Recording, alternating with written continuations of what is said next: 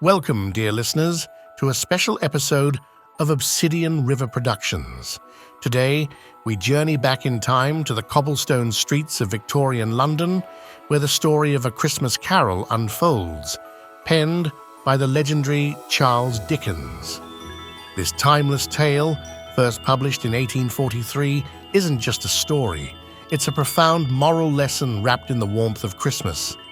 It's a journey of redemption, a testament to the human spirit's capacity for change, and a reminder of the enduring power of kindness and compassion. In A Christmas Carol, we meet Ebenezer Scrooge, a miserly old man whose heart is as cold as the frosty Christmas Eve on which our story begins. His life takes a turn when he's visited by three spirits, the ghosts of Christmas past, present, and yet to come. Through their eyes, Scrooge sees the impact of his actions and the value of empathy and generosity. As the bells chime and the spirits weave their magic, will Scrooge embrace the true spirit of Christmas before it's too late? Join us on this magical journey and rediscover the joy and heart of Christmas with A Christmas Carol. And as our gift to you this festive season, we invite you to visit obsidianriver.com/gift to download a free audiobook. Immerse yourself in stories that enlighten, entertain, and inspire.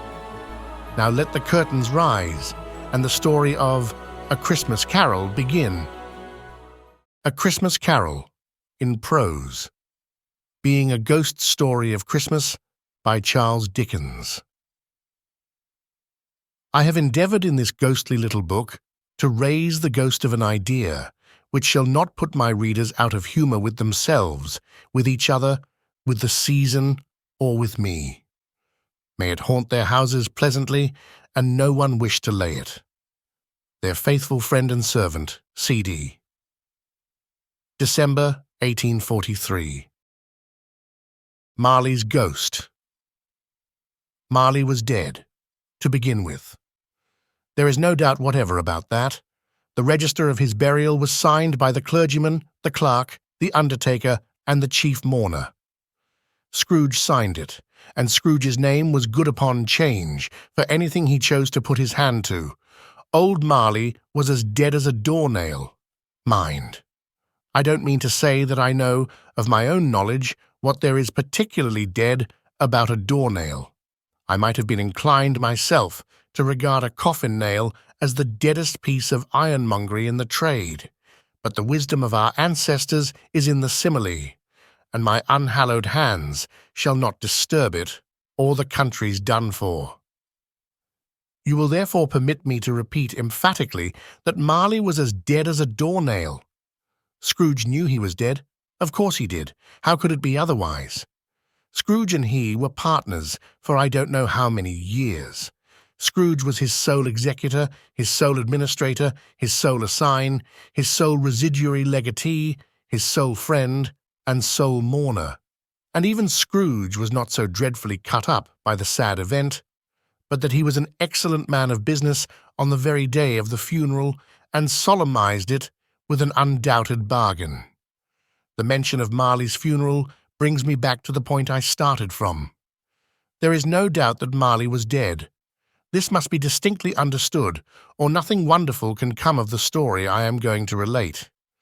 If we were not perfectly convinced that Hamlet's father died before the play began, there would be nothing more remarkable in his taking a stroll at night in an easterly wind, upon his own ramparts, than there would be in any other middle-aged gentleman rashly turning out after dark in a breezy spot, say St. Paul's churchyard, for instance, literally to astonish his son's weak mind.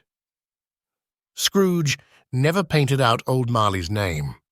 There it stood years afterwards above the warehouse door, Scrooge and Marley. The firm was known as Scrooge and Marley. Sometimes people new to the business called Scrooge, and sometimes Marley, but he answered to both names. It was all the same to him. Oh, but he was a tight-fisted hand at the grindstone, Scrooge, a squeezing, wrenching, grasping, scraping, clutching, covetous old sinner, hard and sharp as flint, from which no steel had ever struck out generous fire, secret and self-contained and solitary as an oyster. The cold within him froze his old features, nipped his pointed nose, shriveled his cheek, stiffened his gait, made his eyes red, his thin lips blue, and spoke out shrewdly in his grating voice. A frosty rime was on his head and on his eyebrows and his wiry chin. He carried his own low temperature always about with him. He iced his office in the dog days and didn't thaw it 1 degree at Christmas. External heat and cold had little influence on Scrooge. No warmth could warm, no wintry weather chill him. No wind that blew was bitterer than he, no falling snow was more intent upon its purpose, no pelting rain less open to entreaty. Foul weather didn't know where to have him. The heaviest rain and snow and hail and sleet could boast of the advantage over him in only one respect. They often came down handsomely, and Scrooge never did. Nobody ever stopped him in the street to say, with gladsome looks, "My dear Scrooge, how are you? When will you come to see me?" No beggars implored him to bestow a trifle. No children asked him what it was o'clock. No man or woman ever once in all his life inquired the way to such and such a place of Scrooge. Even the blind men's dogs appeared to know him, and when they saw him coming on, would tug their owners into doorways and up courts, and then would wag their tails as though they said, "No eye at all is better than an evil eye, dark master." But what did Scrooge care? It was the very thing he liked. To edge his way along the crowded paths of life, warning all human sympathy to keep its distance, was what the knowing ones call nuts to Scrooge. Once upon a time, of all the good days in the year on Christmas Eve, old Scrooge sat busy in his counting-house. It was cold, bleak, biting weather, foggy withal, and he could hear the people in the court outside go wheezing up and down, beating their hands upon their breasts and stamping their feet upon the pavement stones to warm them. The city clocks had only just gone 3, but it was quite dark already. It had not been light all day, and candles were flaring in the windows of the neighbouring offices like ruddy smears upon the palpable brown air. The fog came pouring in at every chink and keyhole, and was so dense without that although the court was of the narrowest, the houses opposite were mere phantoms. To see the dingy cloud come drooping down, obscuring everything, one might have thought that nature lived hard by, and was brewing on a large scale. The door of Scrooge's counting-house was open, that he might keep his eye upon his clerk, who in a dismal little cell beyond, a sort of tank, was copying letters. Scrooge had a very small fire, but the clerk's fire was so very much smaller that it looked like one coal. But he couldn't replenish it, for Scrooge kept the coal box in his own room. And so surely as the clerk came in with the shovel, the master predicted that it would be necessary for them to part. Wherefore the clerk put on his white comforter and tried to warm himself at the candle, in which effort, not being a man of a strong imagination, he failed. "A Merry Christmas, Uncle! God save you!" cried a cheerful voice. It was the voice of Scrooge's nephew, who came upon him so quickly that this was the first intimation he had of his approach.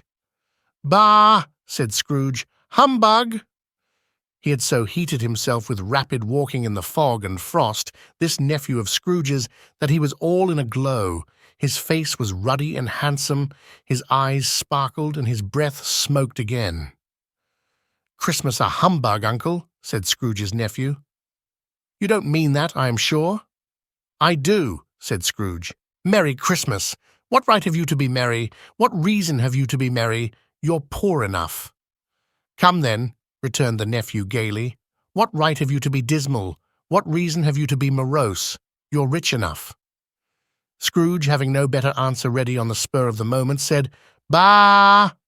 again, and followed it up with "Humbug." "Don't be cross, Uncle," said the nephew. "What else can I be," returned the uncle, "when I live in such a world of fools as this? Merry Christmas! Out upon Merry Christmas!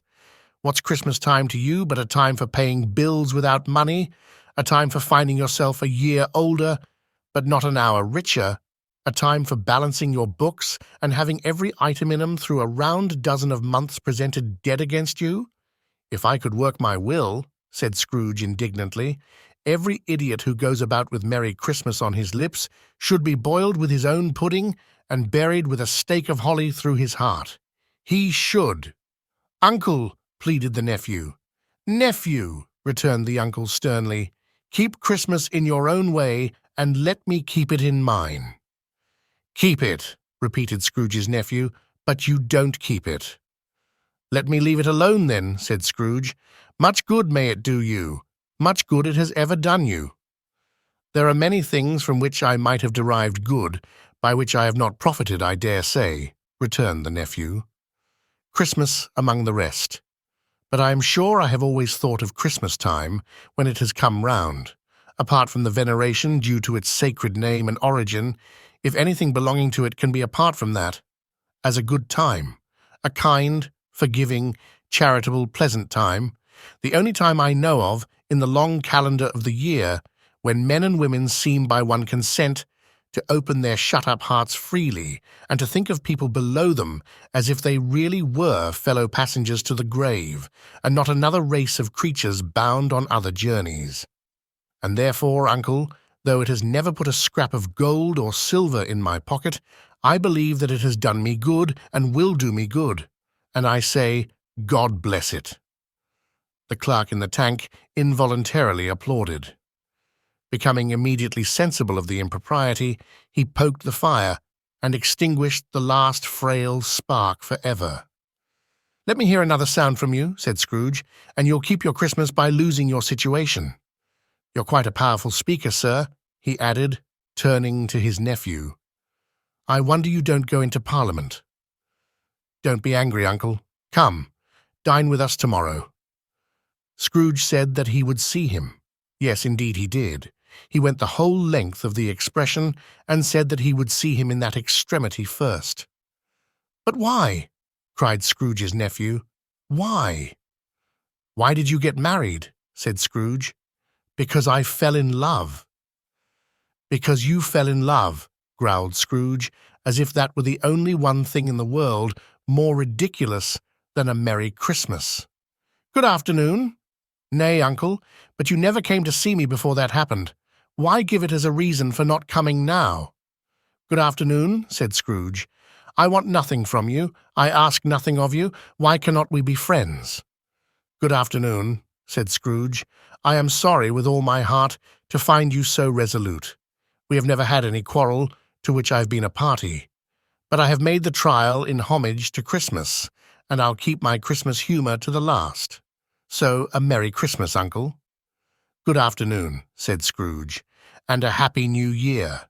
Good afternoon, said Scrooge.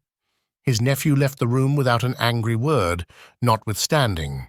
He stopped at the outer door to bestow the greetings of the season on the clerk, who, cold as he was warmer than Scrooge, for he returned them cordially. There's another fellow, muttered Scrooge, who overheard him, my clerk, with 15 shillings a week, and a wife and family, talking about a Merry Christmas. I'll retire to Bedlam. This lunatic, in letting Scrooge's nephew out, had let 2 other people in. They were portly gentlemen, pleasant to behold, and now stood with their hats off in Scrooge's office. They had books and papers in their hands, and bowed to him. Scrooge and Marley's, I believe, said one of the gentlemen, referring to his list. Have I the pleasure of addressing Mr. Scrooge or Mr. Marley? Mr. Marley has been dead these 7 years, Scrooge replied. He died 7 years ago, this very night. We have no doubt his liberality is well represented by his surviving partner, said the gentleman, presenting his credentials. It certainly was, for they had been 2 kindred spirits. At the ominous word, liberality, Scrooge frowned and shook his head and handed the credentials back. At this festive season of the year, Mr. Scrooge, said the gentleman, taking up a pen, it is more than usually desirable that we should make some slight provision for the poor and destitute, who suffer greatly at the present time. Many thousands are in want of common necessaries. Hundreds of thousands are in want of common comforts, sir." "Are there no prisons?" asked Scrooge. "Plenty of prisons," said the gentleman, laying down the pen again. "And the union workhouses?" demanded Scrooge. "Are they still in operation?" "They are." "Still," returned the gentleman, "I wish I could say they were not." "The treadmill and the poor law are in full vigour, then," said Scrooge. "Both very busy, sir." "Oh, I was afraid from what you said at first that something had occurred to stop them in their useful course," said Scrooge. "I'm very glad to hear it." "Under the impression that they scarcely furnish Christian cheer of mind or body to the multitude," returned the gentleman, "a few of us are endeavouring to raise a fund to buy the poor some meat and drink and means of warmth. We choose this time because it is a time of all others when want is keenly felt and abundance rejoices. What shall I put you down for?" "Nothing," Scrooge replied. "You wish to be anonymous?" "I wish to be left alone," said Scrooge. "Since you ask me what I wish, gentlemen, that is my answer. I don't make merry myself at Christmas, and I can't afford to make idle people merry. I help to support the establishments I have mentioned. They cost enough. And those who are badly off must go there. Many can't go there, and many would rather die." "If they would rather die," said Scrooge, "they had better do it and decrease the surplus population. Besides, excuse me, I don't know that." "But you might know it," observed the gentleman. "It's not my business," Scrooge returned. "It's enough for a man to understand his own business and not to interfere with other people's. Mine occupies me constantly. Good afternoon, gentlemen." Seeing clearly that it would be useless to pursue their point, the gentleman withdrew. Scrooge resumed his labours with an improved opinion of himself and in a more facetious temper than was usual with him. Meanwhile, the fog and darkness thickened so that people ran about with flaring links, proffering their services to go before horses in carriages and conduct them on their way. The ancient tower of a church, whose gruff old bell was always peeping slyly down at Scrooge out of a Gothic window in the wall, became invisible and struck the hours and quarters in the clouds, with tremulous vibrations afterwards, as if its teeth were chattering in its frozen head up there. The cold became intense. In the main street, at the corner of the court, some labourers were repairing the gas pipes and had lighted a great fire in a brazier, round which a party of ragged men and boys were gathered, warming their hands and winking their eyes before the blaze in rapture. The water plug being left in solitude, its overflowings sullenly congealed and turned to misanthropic ice. The brightness of the shops, where holly sprigs and berries crackled in the lamp heat of the windows, made pale faces ruddy as they passed. Poulterers' and grocers' trades became a splendid joke, a glorious pageant, with which it was next to impossible to believe that such dull principles as bargain and sale had anything to do. The Lord Mayor, in the stronghold of the mighty mansion house, gave orders to his 50 cooks and butlers to keep Christmas as a Lord Mayor's household should, and even the little tailor, whom he had fined 5 shillings on the previous Monday for being drunk and bloodthirsty in the streets, stirred up tomorrow's pudding in his garret, while his lean wife and the baby sallied out to buy the beef. Foggier yet, and colder. Piercing, searching, biting cold.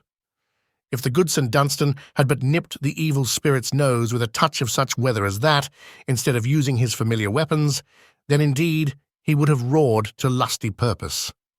The owner of one scant young nose, gnawed and mumbled by the hungry cold as bones are gnawed by dogs, stooped down at Scrooge's keyhole to regale him with a Christmas carol. But at the first sound of "God bless you, merry gentlemen, may nothing you dismay," Scrooge seized the ruler with such energy of action that the singer fled in terror, leaving the keyhole to the fog and even more congenial frost. At length, the hour of shutting up the counting-house arrived. With an ill-will, Scrooge dismounted from his stool and tacitly admitted the fact to the expectant clerk in the tank, who instantly snuffed his candle out and put on his hat. "You'll want all day tomorrow, I suppose," said Scrooge, "if quite convenient, sir." "It's not convenient," said Scrooge, "and it's not fair. If I was to stop £0.50 for it, you'd think yourself ill-used, I'll be bound." The clerk smiled faintly. "And yet," said Scrooge, "you don't think me ill-used when I pay a day's wages for no work." The clerk observed that it was only once a year. "A poor excuse for picking a man's pocket every 25th of December," said Scrooge, buttoning his greatcoat to the chin. "But I suppose you must have the whole day. Be here all the earlier next morning." The clerk promised that he would, and Scrooge walked out with a growl. The office was closed in a twinkling, and the clerk, with the long ends of his white comforter dangling below his waist, for he boasted no greatcoat, went down a slide on Cornhill at the end of a lane of boys 20 times, in honour of its being Christmas Eve, and then ran home to Camden Town as hard as he could pelt, to play at Blindman's Buff.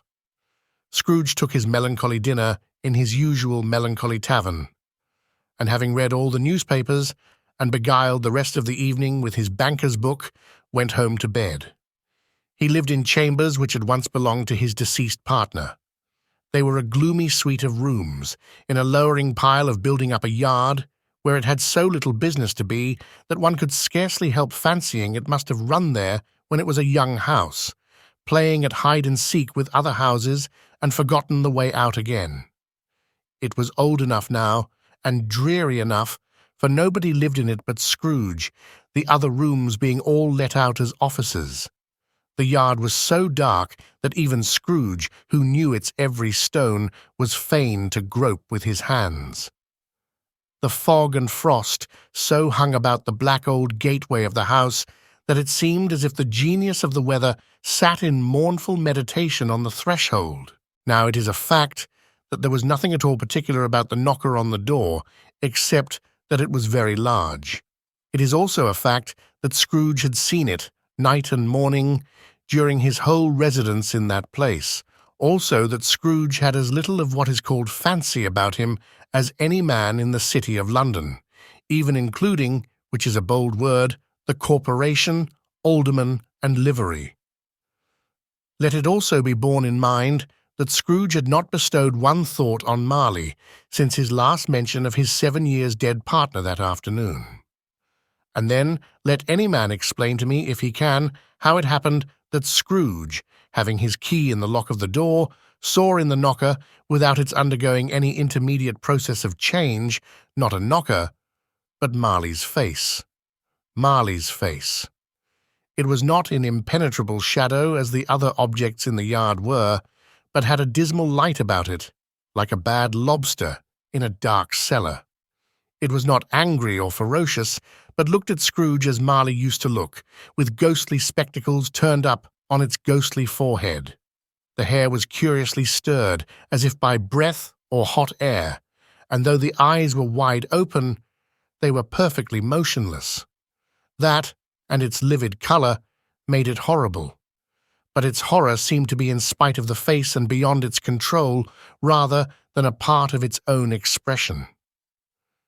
As Scrooge looked fixedly at this phenomenon, it was a knocker again. To say that he was not startled, or that his blood was not conscious of a terrible sensation to which it had been a stranger from infancy, would be untrue. But he put his hand upon the key he had relinquished, turned it sturdily, walked in, and lighted his candle. He did pause, with a moment's irresolution, before he shut the door. And he did look cautiously behind it first, as if he half expected to be terrified with the sight of Marley's pigtail sticking out into the hall. But there was nothing on the back of the door, except the screws and nuts that held the knocker on, so he said, "Pooh, pooh," and closed it with a bang. The sound resounded through the house like thunder. Every room above and every cask in the wine merchant's cellars below appeared to have a separate peal of echoes of its own. Scrooge was not a man to be frightened by echoes. He fastened the door and walked across the hall and up the stairs. slowly too, trimming his candle as he went. You may talk vaguely about driving a coach and six up a good old flight of stairs or through a bad young Act of Parliament, but I mean to say you might have got a hearse up that staircase and taken it broadwise, with the splinter bar towards the wall and the door towards the balustrades, and done it easy. There was plenty of width for that and room to spare, which is perhaps the reason why Scrooge thought he saw a locomotive hearse going on before him in the gloom. Half a dozen gas lamps out of the street wouldn't have lighted the entry too well, so you may suppose that it was pretty dark with Scrooge's dip. Up Scrooge went, not caring a button for that. Darkness is cheap, and Scrooge liked it. But before he shut his heavy door, he walked through his rooms to see that all was right. He had just enough recollection of the face to desire to do that. Sitting room, bedroom, lumber room, all as they should be. Nobody under the table, nobody under the sofa, a small fire in the grate, spoon and basin ready, and the little saucepan of gruel, Scrooge had a cold in his head, upon the hob. Nobody under the bed, nobody in the closet, nobody in his dressing gown, which was hanging up in a suspicious attitude against the wall. Lumber room as usual. Old fireguard, old shoes, 2 fish baskets, washing stand on 3 legs, and a poker. Quite satisfied, he closed his door and locked himself in. Double-locked himself in, which was not his custom. Thus secured against surprise, he took off his cravat, put on his dressing gown and slippers and his nightcap, and sat down before the fire to take his gruel. It was a very low fire indeed. Nothing on such a bitter night. He was obliged to sit close to it and brood over it before he could extract the least sensation of warmth from such a handful of fuel. The fireplace was an old one, built by some Dutch merchant long ago, and paved all round with quaint Dutch tiles designed to illustrate the scriptures. There were Cains and Abels, Pharaoh's daughters, queens of Sheba, angelic messengers descending through the air on clouds like feather-beds, Abrahams, Belshazzars, apostles putting off to sea in butterboats, hundreds of figures to attract his thoughts, and yet that face of Marley, 7 years dead, came like the ancient prophet's rod and swallowed up the whole. If each smooth tile had been a blank at first, with power to shape some picture on its surface from the disjointed fragments of his thoughts, there would have been a copy of old Marley's head on everyone. "Humbug!" said Scrooge, and walked across the room. After several turns, he sat down again. As he threw his head back in the chair, his glance happened to rest upon a bell, a disused bell that hung in the room, and communicated for some purpose now forgotten with a chamber in the highest story of the building. It was with great astonishment and with a strange, inexplicable dread that as he looked, he saw this bell begin to swing. It swung so softly in the outset that it scarcely made a sound, but soon it rang out loudly, and so did every bell in the house. This might have lasted half a minute, or a minute, but it seemed an hour. The bells ceased as they had begun, together. They were succeeded by a clanking noise, deep down below, as if some person were dragging a heavy chain over the casks in the wine merchant's cellar. Scrooge then remembered to have heard that ghosts in haunted houses were described as dragging chains. The cellar door flew open with a booming sound, and then he heard the noise much louder on the floors below, then coming up the stairs, then coming straight towards his door. "It's humbug still," said Scrooge. "I won't believe it."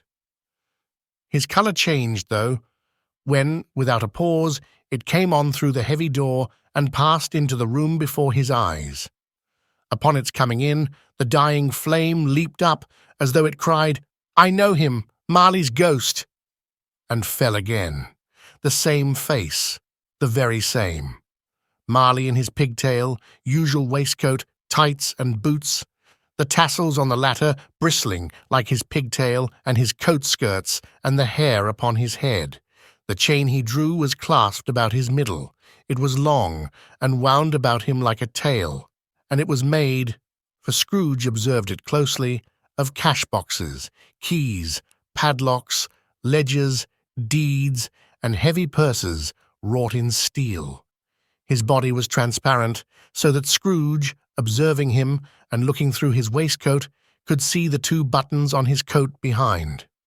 Scrooge had often heard it said that Marley had no bowels, but he had never believed it until now. No, nor did he believe it even now, though he looked the phantom through and saw it standing before him, though he felt the chilling influence of its death-cold eyes, and marked the very texture of the folded kerchief bound about its head and chin, which wrapper he had not observed before. He was still incredulous, and fought against his senses. "How now?" said Scrooge, caustic and cold as ever. "What do you want with me?" "Much," Marley's voice, no doubt about it. "Who are you?" "Ask me who I was." "Who were you then?" said Scrooge, raising his voice. "You're particular, for a shade." He was going to say, "to a shade," but substituted this as more appropriate. "In life, I was your partner, Jacob Marley." Can you sit down?" asked Scrooge, looking doubtfully at him. "I can." "Do it, then." Scrooge asked the question, because he didn't know whether a ghost so transparent might find himself in a condition to take a chair, and felt that in the event of its being impossible, it might involve the necessity of an embarrassing explanation. But the ghost sat down on the opposite side of the fireplace, as if he were quite used to it. "You don't believe in me?" observed the ghost. "I don't," said Scrooge. "What evidence would you have of my reality beyond that of your senses?" "I don't know," said Scrooge. "Why do you doubt your senses?" "Because," said Scrooge, "a little thing affects them. A slight disorder of the stomach makes them cheats.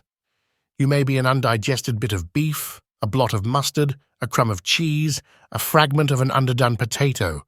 There's more of gravy than of grave about you, whatever you are." Scrooge was not much in the habit of cracking jokes, nor did he feel in his heart by any means waggish then. The truth is that he tried to be smart, as a means of distracting his own attention and keeping down his terror. For the spectre's voice disturbed the very marrow in his bones. To sit, staring at those fixed glazed eyes in silence for a moment, would play, Scrooge felt, the very deuce with him. There was something very awful, too, in the spectre's being provided with an infernal atmosphere of its own. Scrooge could not feel it himself, but this was clearly the case. For though the ghost sat perfectly motionless, its hair and skirts and tassels were still agitated as by the hot vapour from an oven. "You see this toothpick?" said Scrooge, returning quickly to the charge for the reason just assigned, and wishing, though it were only for a second, to divert the vision's stony gaze from himself. "I do," replied the ghost. "You are not looking at it," said Scrooge. "But I see it," said the ghost, "notwithstanding." "Well," returned Scrooge, "I have but to swallow this, and be for the rest of my days persecuted by a legion of goblins, all of my own creation. Humbug, I tell you! Humbug!" At this, the spirit raised a frightful cry, and shook its chain with such a dismal and appalling noise that Scrooge held on tight to his chair to save himself from falling in a swoon. But how much greater was his horror, when the phantom, taking off the bandage round its head as if it were too warm to wear indoors, its lower jaw dropped down upon its breast. Scrooge fell upon his knees and clasped his hands before his face. "Mercy," he said. "Dreadful apparition, why do you trouble me?" "Man of the worldly mind," replied the ghost, "do you believe in me or not?" "I do," said Scrooge. "I must. But why do spirits walk the earth, and why do they come to me?" "It is required of every man," the ghost returned, "that the spirit within him should walk abroad among his fellowmen and travel far and wide, and if that spirit goes not forth in life, it is condemned to do so after death. It is doomed to wander through the world. Oh, woe is me, and witness what it cannot share, but might have shared on earth and turned to happiness. Again the spectre raised a cry and shook its chain and wrung its shadowy hands. "You are fettered," said Scrooge, trembling. "Tell me why." "I wear the chain I forged in life," replied the ghost. "I made it link by link and yard by yard. I girded it on of my own free will, and of my own free will I wore it. Is its pattern strange to you?" Scrooge trembled more and more. "Or would you know," pursued the ghost, "the weight and length of the strong coil you bear yourself? It was full as heavy and as long as this 7 Christmas Eves ago. You have labored on it since. It is a ponderous chain." Scrooge glanced about him on the floor, in the expectation of finding himself surrounded by some 50 or 60 fathoms of iron cable. But he could see nothing. "Jacob," he said, imploringly. "Old Jacob Marley, tell me more. Speak comfort to me, Jacob." "I have none to give," the ghost replied. "It comes from other regions, Ebenezer Scrooge, and is conveyed by other ministers to other kinds of men. Nor can I tell you what I would. A very little more is all permitted to me. I cannot rest, I cannot stay, I cannot linger anywhere. My spirit never walked beyond our counting-house. Mark me. In life my spirit never roved beyond the narrow limits of our money-changing hole, and weary journeys lie before me." It was a habit with Scrooge, whenever he became thoughtful, to put his hands in his breeches pockets. Pondering on what the ghost had said, he did so now, but without lifting up his eyes or getting off his knees. "You must have been very slow about it, Jacob," Scrooge observed, in a business-like manner, though with humility and deference. "Slow," the ghost repeated. 7 years dead," mused Scrooge, "and travelling all the time." "The whole time," said the ghost. "No rest, no peace, incessant torture of remorse." "You travel fast?" said Scrooge. "On the wings of the wind," replied the ghost. "You might have got over a great quantity of ground in 7 years," said Scrooge. The ghost, on hearing this, set up another cry, and clanked its chain so hideously in the dead silence of the night that the ward would have been justified in indicting it for a nuisance. "O captive, bound and double-ironed," cried the phantom, "not to know that ages of incessant labour by immortal creatures, for this earth must pass into eternity before the good of which it is susceptible is all developed. Not to know that any Christian spirit working kindly in its little sphere, whatever it may be, will find its mortal life too short for its vast means of usefulness. Not to know that no space of regret can make amends for one life's opportunity misused. Yet such was I. Oh, such was I." "But you were always a good man of business, Jacob," faltered Scrooge, who now began to apply this to himself. "Business!" cried the ghost, wringing its hands again. "Mankind was my business. The common welfare was my business. Charity, mercy, forbearance, and benevolence were all my business. The dealings of my trade were but a drop of water in the comprehensive ocean of my business." It held up its chain at arm's length, as if that were the cause of all its unavailing grief, and flung it heavily upon the ground again. "At this time of the rolling year," the spectre said, "I suffer most. Why did I walk through crowds of fellow beings with my eyes turned down, and never raise them to that blessed star which led the wise men to a poor abode? Were there no poor homes to which its light would have conducted me?" Scrooge was very much dismayed to hear the spectre going on at this rate, and began to quake exceedingly. "Hear me!" cried the ghost. "My time is nearly gone." "I will," said Scrooge, "but don't be hard upon me. Don't be flowery, Jacob. Pray, how it is that I appear before you in a shape that you can see, I may not tell. I have sat invisible beside you many and many a day." It was not an agreeable idea. Scrooge shivered and wiped the perspiration from his brow. "That is no light part of my penance," pursued the ghost. I am here tonight to warn you that you have yet a chance and hope of escaping my fate, a chance and hope of my procuring, Ebenezer." "You were always a good friend to me," said Scrooge. "Thank ye." "You will be haunted," resumed the ghost, "by 3 spirits." Scrooge's countenance fell almost as low as the ghost's had done. "Is that the chance and hope you mentioned, Jacob?" he demanded in a faltering voice. "It is." I think I'd rather not," said Scrooge. "Without their visits," said the ghost, "you cannot hope to shun the path I tread. Expect the first tomorrow when the bell tolls 1. "Couldn't I take 'em all at once and have it over, Jacob?" hinted Scrooge. "Expect the second on the next night at the same hour, the third upon the next night when the last stroke of 12 has ceased to vibrate. Look to see me no more, and look that, for your own sake, you remember what has passed between us." When it had said these words, the spectre took its wrapper from the table and bound it round its head as before. Scrooge knew this by the smart sound its teeth made when the jaws were brought together by the bandage. He ventured to raise his eyes again and found his supernatural visitor confronting him in an erect attitude with its chain wound over and about its arm. The apparition walked backward from him, and at every step it took, the window raised itself a little, so that when the spectre reached it, it was wide open. It beckoned Scrooge to approach, which he did. When they were within 2 paces of each other, Marley's ghost held up its hand, warning him to come no nearer.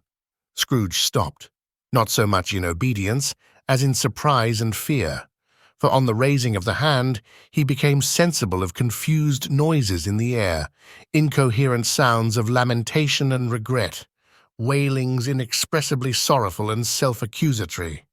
The spectre, after listening for a moment, joined in the mournful dirge and floated out upon the bleak, dark night.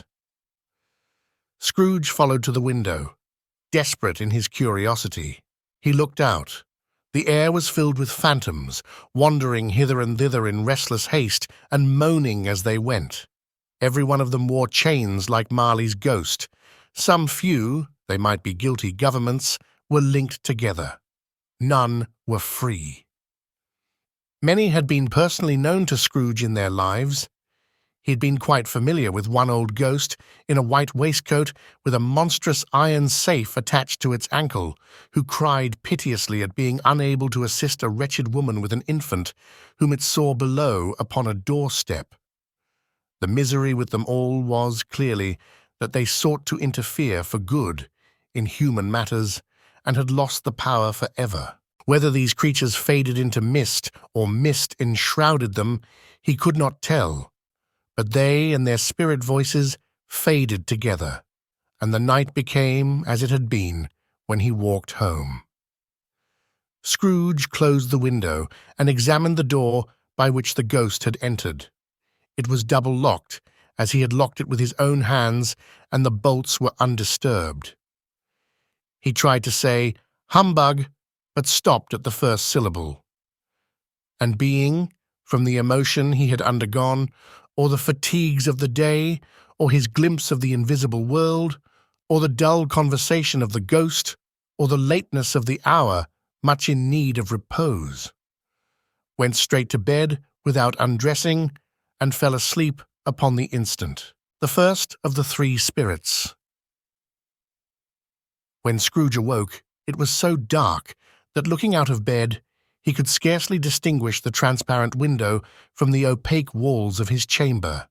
He was endeavoring to pierce the darkness with his ferret eyes, when the chimes of a neighboring church struck the 4 quarters. So he listened for the hour. To his great astonishment, the heavy bell went on from 6 to 7, and from 7 to 8, and regularly up to 12. Then stopped. 12. It was past 2 when he went to bed. The clock was wrong. An icicle must have got into the works. 12. He touched the spring of his repeater to correct this most preposterous clock. Its rapid little pulse beat 12, and stopped. "Why, it isn't possible," said Scrooge, "that I can have slept through a whole day and far into another night. It isn't possible that anything has happened to the sun, and this is 12 at noon."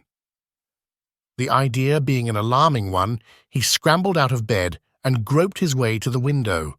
He was obliged to rub the frost off with the sleeve of his dressing gown before he could see anything, and could see very little then.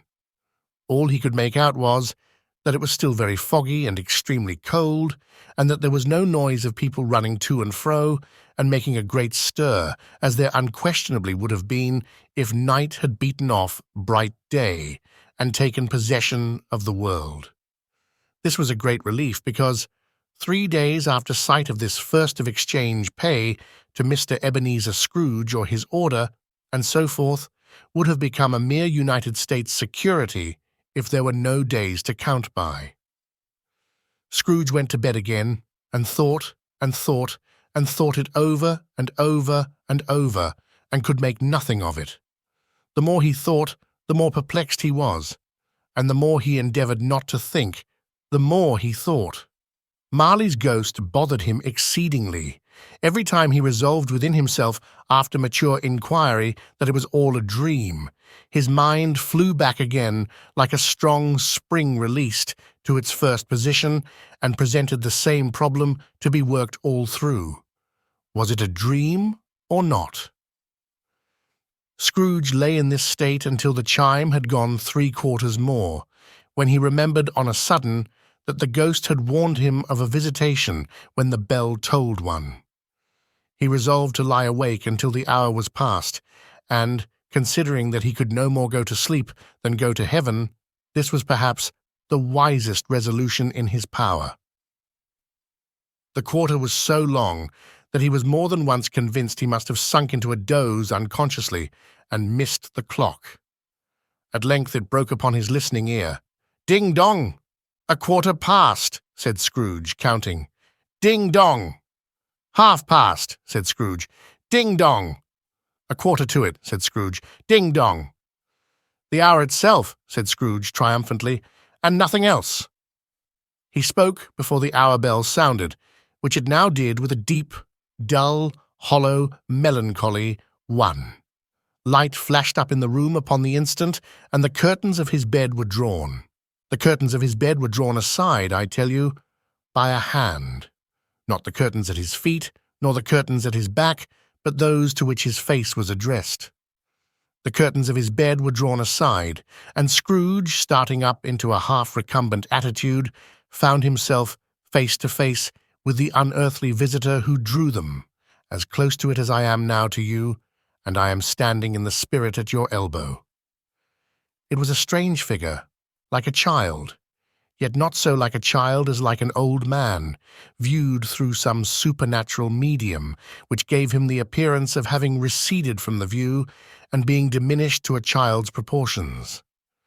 Its hair, which hung about its neck and down its back, was white as if with age, and yet the face had not a wrinkle in it, and the tenderest bloom was on the skin.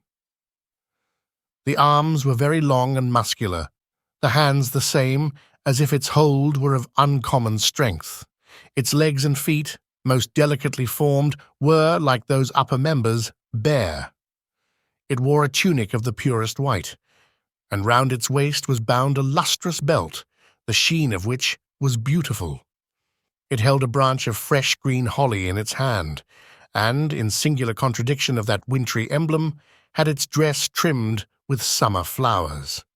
But the strangest thing about it was that from the crown of its head there sprung a bright, clear jet of light, by which all this was visible, and which was doubtless the occasion of its using in its duller moments a great extinguisher for a cap which it now held under its arm. Even this, though, when Scrooge looked at it with increasing steadiness, was not its strangest quality. For as its belt sparkled and glittered now in one part and now in another, and what was light one instant at another time was dark, so the figure itself fluctuated in its distinctness, being now a thing with one arm, now with one leg, now with 20 legs, now a pair of legs without a head, now a head without a body, of which dissolving parts no outline would be visible in the dense gloom wherein they melted away. And in the very wonder of this, it would be itself again, distinct and clear as ever. "Are you the spirit, sir, whose coming was foretold to me?" asked Scrooge. "I am." The voice was soft and gentle, singularly low, as if instead of being so close beside him, it were at a distance. "Who and what are you?" Scrooge demanded. "I am the ghost of Christmas past." "Long past?" inquired Scrooge, observant of its dwarfish stature. "No, your past." Perhaps Scrooge could not have told anybody why, if anybody could have asked him, but he had a special desire to see the spirit in his cap, and begged him to be covered. "What?" exclaimed the ghost. "Would you so soon put out, with worldly hands, the light I give? Is it not enough that you are one of those whose passions made this cap, and force me through whole trains of years to wear it low upon my brow?" Scrooge reverently disclaimed all intention to offend or any knowledge of having wilfully bonneted the spirit at any period of his life. He then made bold to inquire what business brought him there. "Your welfare," said the ghost. Scrooge expressed himself much obliged, but could not help thinking that a night of unbroken rest would have been more conducive to that end.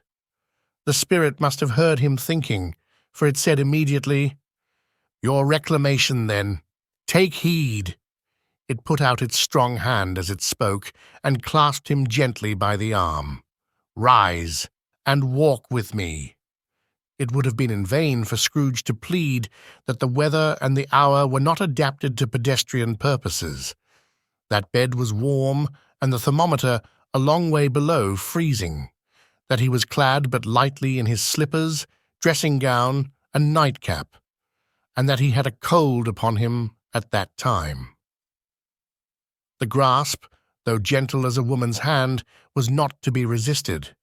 He rose, but finding that the spirit made towards the window, clasped his robe in supplication. "I am a mortal," Scrooge remonstrated, "and liable to fall." "Bear but a touch of my hand there," said the spirit, laying it upon his heart, "and you shall be upheld in more than this."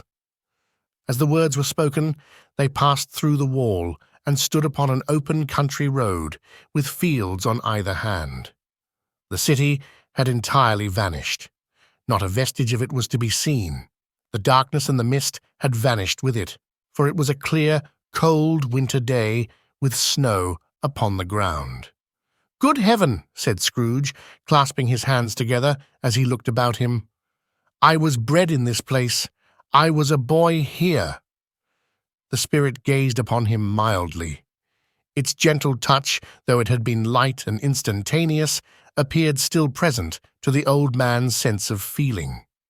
He was conscious of 1,000 odours floating in the air, each one connected with 1,000 thoughts, and hopes, and joys, and cares long, long forgotten. "Your lip is trembling," said the ghost. "And what is that upon your cheek?" Scrooge muttered with an unusual catching in his voice that it was a pimple, and begged the ghost to lead him where he would. "You recollect the way?" inquired the spirit. "Remember it!" cried Scrooge with fervour. "I could walk it blindfold."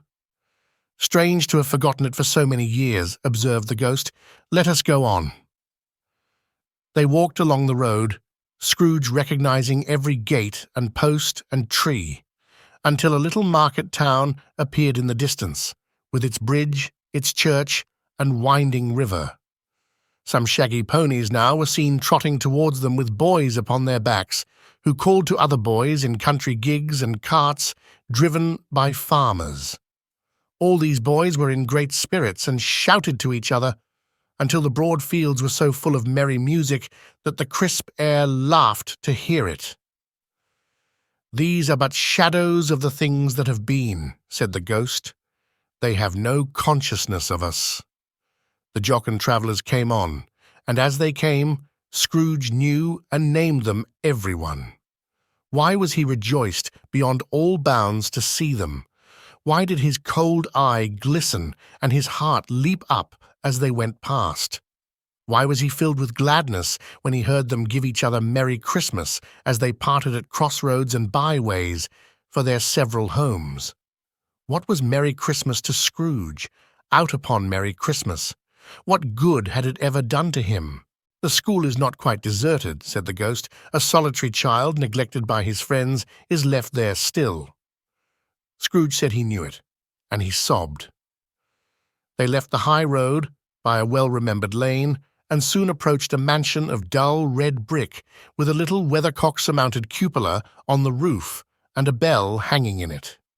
It was a large house, but one of broken fortunes, for the spacious offices were little used, their walls were damp and mossy, their windows broken, and their gates decayed. Fowls clucked and strutted in the stables, and the coach-houses and sheds were overrun with grass. Nor was it more retentive of its ancient state within, for entering the dreary hall and glancing through the open doors of many rooms, they found them poorly furnished, cold and vast. There was an earthy savour in the air, a chilly bareness in the place, which associated itself somehow with too much getting up by candlelight and not too much to eat. They went, the ghost and Scrooge, across the hall to a door at the back of the house. It opened before them and disclosed a long, bare, melancholy room, made barer still by lines of plain deal forms and desks. At one of these a lonely boy was reading near a feeble fire, and Scrooge sat down upon a form and wept to see his poor, forgotten self as he used to be. Not a latent echo in the house, not a squeak and scuffle from the mice behind the panelling, not a drip from the half-thawed waterspout in the dull yard behind, not a sigh among the leafless boughs of one despondent poplar, not the idle swinging of an empty storehouse door, no, not a clicking in the fire, but fell upon the heart of Scrooge with a softening influence, and gave a freer passage to his tears. The spirit touched him on the arm, and pointed to his younger self, intent upon his reading. Suddenly a man in foreign garments, wonderfully real and distinct to look at, stood outside the window with an axe stuck in his belt, and leading by the bridle an ass laden with wood. "Why, it's Ali Baba!" Scrooge exclaimed in ecstasy. "It's dear old honest Ali Baba. Yes, yes, I know. One Christmas time, when yonder solitary child was left here all alone, he did come, for the first time, just like that. Poor boy. And Valentine," said Scrooge, "and his wild brother, Orson, there they go. And what's his name, who was put down in his drawers asleep at the gate of Damascus? Don't you see him? And the Sultan's groom turned upside down by the genie. There he is upon his head. Serve him right. I'm glad of it. What business had he to be married to the princess?" To hear Scrooge expending all the earnestness of his nature on such subjects in a most extraordinary voice between laughing and crying, and to see his heightened and excited face, would have been a surprise to his business friends in the city, indeed. "There's the parrot," cried Scrooge. "Green body and yellow tail, with a thing like a lettuce growing out of the top of his head. There he is. Poor Robin Crusoe, he called him, when he came home again after sailing round the island. Poor Robin Crusoe. Where have you been, Robin Crusoe?" The man thought he was dreaming, but he wasn't. It was the parrot, you know. There goes Friday, running for his life to the little creek. "Hullo! Hoop! Hullo!" Then, with a rapidity of transition very foreign to his usual character, he said, in pity for his former self, "Poor boy," and cried again. "I wish," Scrooge muttered, putting his hand in his pocket and looking about him after drying his eyes with his cuff. "But it's too late now." "What is the matter?" asked the spirit. "Nothing," said Scrooge. "Nothing. There was a boy singing a Christmas carol at my door last night. I should like to have given him something. That's all." The ghost smiled thoughtfully and waved its hand, saying as it did so, "Let us see another Christmas." Scrooge's former self grew larger at the words, and the room became a little darker and more dirty. The panels shrunk, the windows cracked. Fragments of plaster fell out of the ceiling, and the naked laths were shown instead. But how all this was brought about, Scrooge knew no more than you do. He only knew that it was quite correct, that everything had happened so, that there he was, alone again, when all the other boys had gone home for the jolly holidays. He was not reading now, but walking up and down despairingly. Scrooge looked at the ghost, and with a mournful shaking of his head, glanced anxiously towards the door. It opened, and a little girl, much younger than the boy, came darting in, and putting her arms about his neck, and often kissing him, addressed him as her dear, dear brother. "I have come to bring you home, dear brother," said the child, clapping her tiny hands and bending down to laugh. "To bring you home, home, home!" "Home, little Fan," returned the boy. "Yes," said the child, brimful of glee. "Home, for good and all. Home, for ever and ever. Father is so much kinder than he used to be, that home's like heaven. He spoke so gently to me one dear night when I was going to bed that I was not afraid to ask him once more if you might come home. And he said, 'Yes, you should,' and sent me in a coach to bring you. And you're to be a man," said the child, opening her eyes, "and are never to come back here. But first, we're to be together all the Christmas long, and have the merriest time in all the world." "You are quite a woman, little Fan," exclaimed the boy. She clapped her hands and laughed, and tried to touch his head, but being too little, laughed again, and stood on tiptoe to embrace him. Then she began to drag him in her childish eagerness towards the door, and he, nothing loth to go, accompanied her. A terrible voice in the hall cried, "Bring down Master Scrooge's box there." And in the hall appeared the schoolmaster himself, who glared on Master Scrooge with a ferocious condescension, and threw him into a dreadful state of mind by shaking hands with him. He then conveyed him and his sister into the veriest old well of a shivering best parlour that ever was seen, where the maps upon the wall and the celestial and terrestrial globes in the windows were waxy with cold. Here he produced a decanter of curiously light wine and a block of curiously heavy cake, and administered installments of those dainties to the young people, at the same time sending out a meagre servant to offer a glass of something to the postboy, who answered that he thanked the gentleman, but if it was the same tap as he had tasted before, he had rather not. Master Scrooge's trunk being by this time tied on to the top of the chaise, the children bade the schoolmaster good-bye right willingly, and getting into it, drove gaily down the garden sweep, the quick wheels dashing the hoar-frost and snow from off the dark leaves of the evergreens like spray. "Always a delicate creature whom a breath might have withered," said the ghost, "but she had a large heart." "So she had," cried Scrooge. "You're right. I will not gainsay it, spirit. God forbid."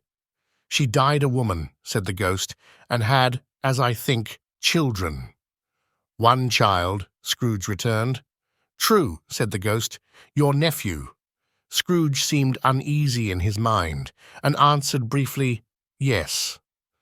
Although they had but that moment left the school behind them, they were now in the busy thoroughfares of a city, where shadowy passengers passed and repassed, where shadowy carts and coaches battled for the way, and all the strife and tumult of a real city were. It was made plain enough, by the dressing of the shops, that here too it was Christmas time again, but it was evening, and the streets were lighted up. The ghost stopped at a certain warehouse door, and asked Scrooge if he knew it. "Know it," said Scrooge. "Was I apprenticed here?" They went in.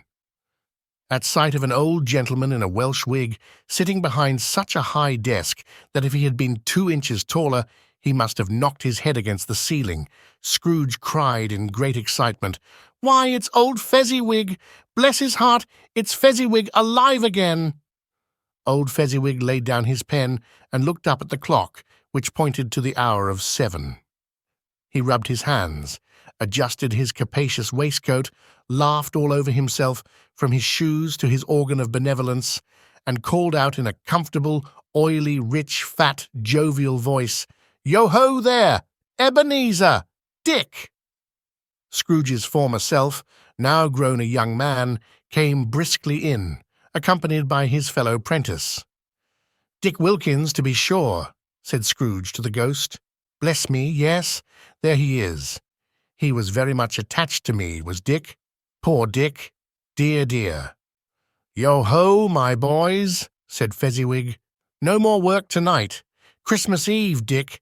Christmas, Ebenezer. Let's have the shutters up," cried old Fezziwig, with a sharp clap of his hands, "before a man can say Jack Robinson." You wouldn't believe how those two fellows went at it. They charged into the street with the shutters. 1, 2, 3, had 'em up in their places. 4, 5, 6, barred 'em and pinned 'em. 7, 8, 9, and came back before you could have got to 12, panting like racehorses. "Hilly-ho!" cried old Fezziwig, skipping down from the high desk with wonderful agility. "Clear away, my lads, and let's have lots of room here. Hilly-ho, Dick! Chirrup, Ebenezer! Clear away." There was nothing they wouldn't have cleared away, or couldn't have cleared away, with old Fezziwig looking on. It was done in a minute. Every movable was packed off, as if it were dismissed from public life for evermore. The floor was swept and watered, the lamps were trimmed, fuel was heaped upon the fire, and the warehouse was as snug and warm and dry and bright a ballroom as you would desire to see upon a winter's night. In came a fiddler with a music book, and went up to the lofty desk, and made an orchestra of it, and tuned like 50 stomach aches. In came Mrs. Fezziwig, one vast substantial smile. In came the 3 Miss Fezziwigs, beaming and lovable. In came the 6 young followers whose hearts they broke. In came all the young men and women employed in the business. In came the housemaid, with her cousin, the baker. In came the cook, with her brother's particular friend, the milkman. In came the boy from over the way, who was suspected of not having board enough from his master, trying to hide himself behind the girl from next door, but one, who was proved to have had her ears pulled by her mistress. In they all came, one after another, some shyly, some boldly, some gracefully, some awkwardly, some pushing, some pulling. In they all came, anyhow and everyhow. Away they all went, 20 couple at once, hands half round and back again the other way, down the middle and up again, round and round in various stages of affectionate grouping. Old top couple always turning up in the wrong place. New top couples starting off again as soon as they got there. All top couples at last, and not a bottom one to help them. When this result was brought about, old Fezziwig, clapping his hands to stop the dance, cried out, "Well done!" and the fiddler plunged his hot face into a pot of porter, especially provided for that purpose. But scorning rest upon his reappearance, he instantly began again, though there were no dancers yet, as if the other fiddler had been carried home, exhausted on a shutter, and he were a brand-new man resolved to beat him out of sight or perish. There were more dancers, and there were forfeits, and more dancers, and there was cake, and there was negus, and there was a great piece of cold roast, and there was a great piece of cold boiled, and there were mince pies, and plenty of beer. But the great effect of the evening came after the roast and boiled, when the fiddler, an artful dog, mind, the sort of man who knew his business better than you or I could have told it him,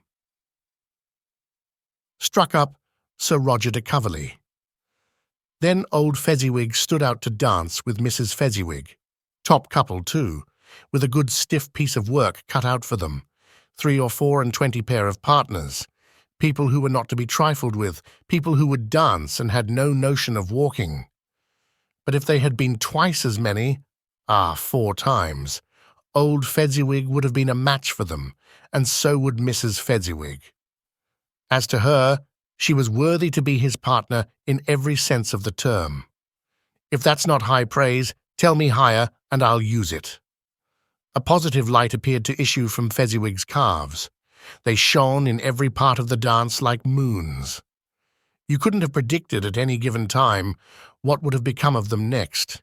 And when old Fezziwig and Mrs. Fezziwig had gone all through the dance, advance and retire, both hands to your partner, bow and curtsy, corkscrew, thread the needle, and back again to your place. Fezziwig cut so deftly that he appeared to wink with his legs, and came upon his feet again without a stagger. When the clock struck 11, this domestic ball broke up. Mr. and Mrs. Fezziwig took their stations, one on either side of the door, and shaking hands with every person individually as he or she went out, wished him or her a Merry Christmas. When everybody had retired but the two prentices, they did the same to them, and thus the cheerful voices died away, and the lads were left to their beds, which were under a counter in the back shop. During the whole of this time, Scrooge had acted like a man out of his wits. His heart and soul were in the scene and with his former self. He corroborated everything, remembered everything, enjoyed everything, and underwent the strangest agitation. It was not until now, when the bright faces of his former self and Dick were turned from them, that he remembered the ghost and became conscious that it was looking full upon him, while the light upon its head burnt very clear. "A small matter," said the ghost, "to make these silly folks so full of gratitude." "Small," echoed Scrooge. The spirit signed to him to listen to the two apprentices, who were pouring out their hearts in praise of Fezziwig, and when he had done so, said, "Why, is it not? He has spent but a few pounds of your mortal money, 3 or 4 perhaps. Is that so much that he deserves this praise?" "It isn't that," said Scrooge, heated by the remark, and speaking unconsciously like his former, not his latter, self. "It isn't that, spirit. He has the power to render us happy or unhappy, to make our service light or burdensome, a pleasure or a toil. Say that his power lies in words and looks, in things so slight and insignificant that it is impossible to add and count 'em up. What then? The happiness he gives is quite as great as if it cost a fortune." He felt the spirit's glance and stopped. "What is the matter?" asked the ghost. "Nothing particular," said Scrooge. "Something, I think," the ghost insisted. "No," said Scrooge. "No. I should like to be able to say a word or two to my clerk just now. That's all." His former self turned down the lamps as he gave utterance to the wish, and Scrooge and the ghost again stood side by side in the open air. "My time grows short," observed the spirit. "Quick!" This was not addressed to Scrooge or to anyone whom he could see, but it produced an immediate effect. For again, Scrooge saw himself. He was older now, a man in the prime of life. His face had not the harsh and rigid lines of later years, but it had begun to wear the signs of care and avarice. There was an eager, greedy, restless motion in the eye, which showed the passion that had taken root, and where the shadow of the growing tree would fall. He was not alone, but sat by the side of a fair young girl in a mourning dress, in whose eyes there were tears which sparkled in the light that shone out of the ghost of Christmas past. "It matters little," she said softly. "To you, very little. Another idol has displaced me, and if it can cheer and comfort you in time to come, as I would have tried to do, I have no just cause to grieve." "What idol has displaced you?" he rejoined. "A golden one." "This is the even-handed dealing of the world," he said. "There is nothing on which it is so hard as poverty, and there is nothing it professes to condemn with such severity as the pursuit of wealth." "You fear the world too much," she answered gently. "All your other hopes have merged into the hope of being beyond the chance of its sordid reproach. I have seen your nobler aspirations fall off one by one until the master passion gain engrosses you. Have I not?" "What then?" he retorted. Even if I have grown so much wiser, what then? I am not changed towards you." She shook her head. "Am I? Our contract is an old one. It was made when we were both poor and content to be so, until, in good season, we could improve our worldly fortune by our patient industry. You are changed. When it was made, you were another man." "I was a boy," he said impatiently. "Your own feeling tells you that you were not what you are," she returned. "I am. That which promised happiness when we were one in heart is fraught with misery now that we are two. How often and how keenly I have thought of this I will not say. It is enough that I have thought of it, and can release you." Have I ever sought release? In words, no, never. In what then?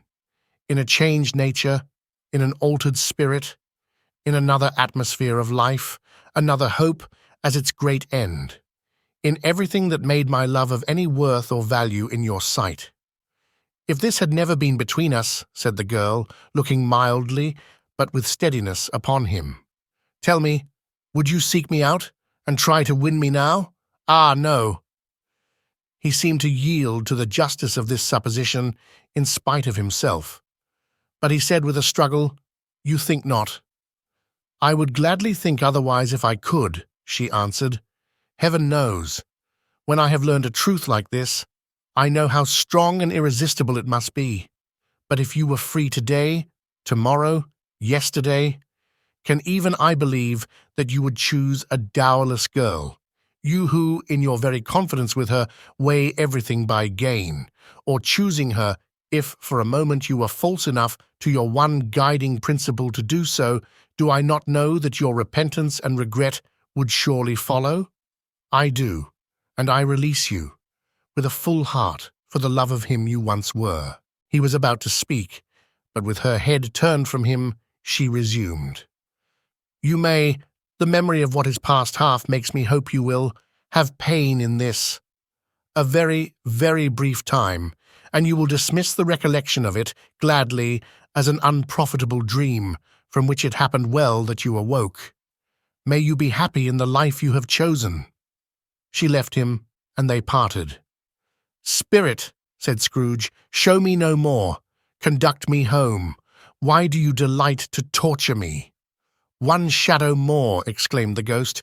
"No more," cried Scrooge. "No more. I don't wish to see it. Show me no more."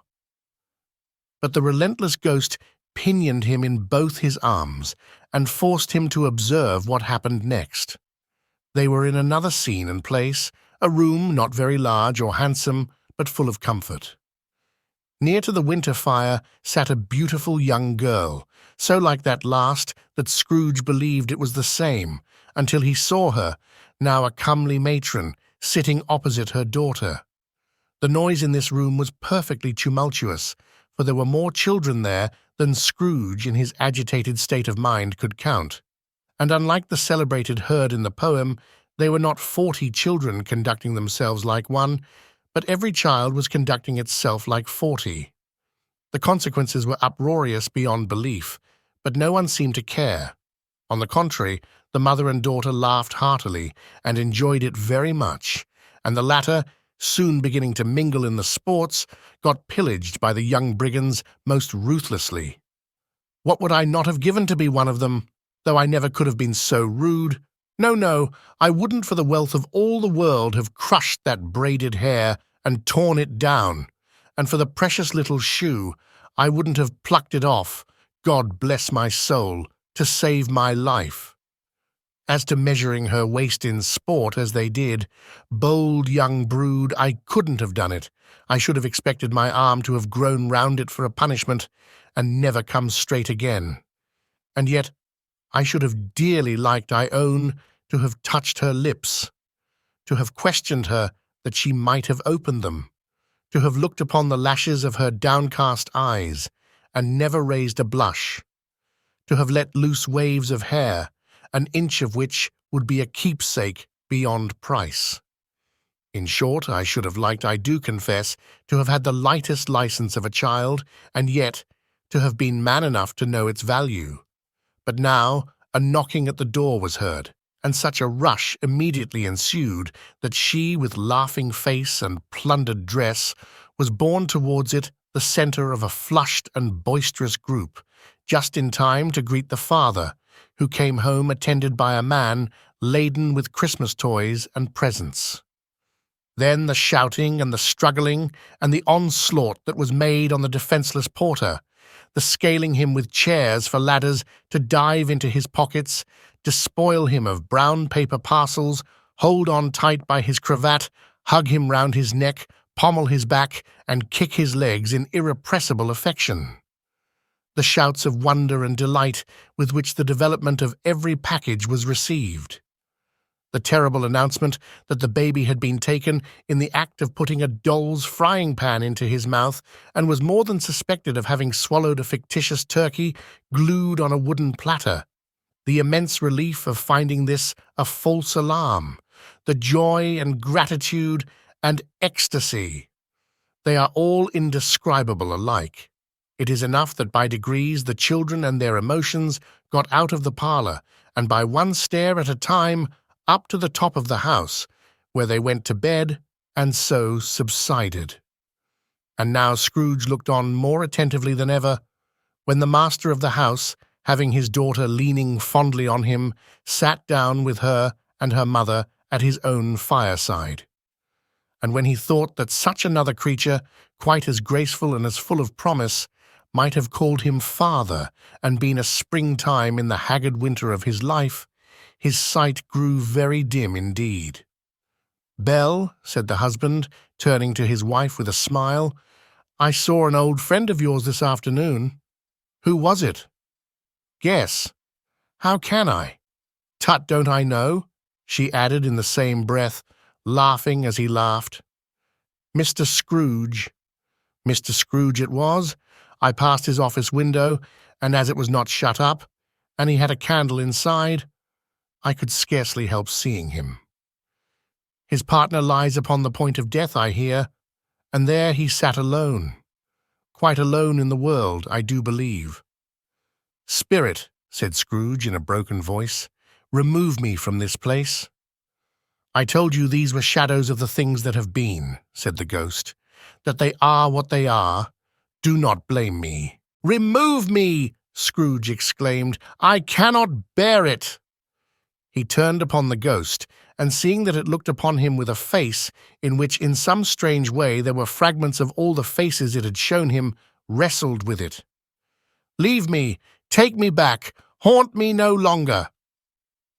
In the struggle, if that can be called a struggle in which the ghost, with no visible resistance on its own part, was undisturbed by any effort of its adversary, Scrooge observed that its light was burning high and bright, and dimly connecting that with its influence over him, he seized the extinguisher cap, and by a sudden action pressed it down upon its head. The spirit dropped beneath it, so that the extinguisher covered its whole form. But though Scrooge pressed it down with all his force, he could not hide the light, which streamed from under it in an unbroken flood upon the ground. He was conscious of being exhausted and overcome by an irresistible drowsiness, and further, of being in his own bedroom. He gave the cap a parting squeeze in which his hand relaxed, and had barely time to reel to bed before he sank into a heavy sleep. The second of the three spirits. Awaking in the middle of a prodigiously tough snore and sitting up in bed to get his thoughts together, Scrooge had no occasion to be told that the bell was again upon the stroke of 1. He felt that he was restored to consciousness in the right nick of time, for the especial purpose of holding a conference with the second messenger dispatched to him through Jacob Marley's intervention. But finding that he turned uncomfortably cold when he began to wonder which of his curtains this new spectre would draw back, he put them every one aside with his own hands, and lying down again, established a sharp lookout all round the bed. For he wished to challenge the spirit on the moment of its appearance, and did not wish to be taken by surprise and made nervous. Gentlemen of the free and easy sort, who plume themselves on being acquainted with a move or two, and being usually equal to the time of day, express the wide range of their capacity for adventure by observing that they are good for anything from pitch and toss to manslaughter, between which opposite extremes, no doubt, there lies a tolerably wide and comprehensive range of subjects. Without venturing for Scrooge quite as hardily as this, I don't mind calling on you to believe that he was ready for a good broad field of strange appearances, and that nothing between a baby and rhinoceros would have astonished him very much. Now being prepared for almost anything, he was not by any means prepared for nothing, and consequently, when the bell struck 1 and no shape appeared, he was taken with a violent fit of trembling. 5 minutes, 10 minutes, a quarter of an hour went by, yet nothing came. All this time he lay upon his bed, the very core and centre of a blaze of ruddy light, which streamed upon it when the clock proclaimed the hour, and which, being only light, was more alarming than a dozen ghosts, as he was powerless to make out what it meant or would be at, and was sometimes apprehensive that he might be at that very moment an interesting case of spontaneous combustion without having the consolation of knowing it.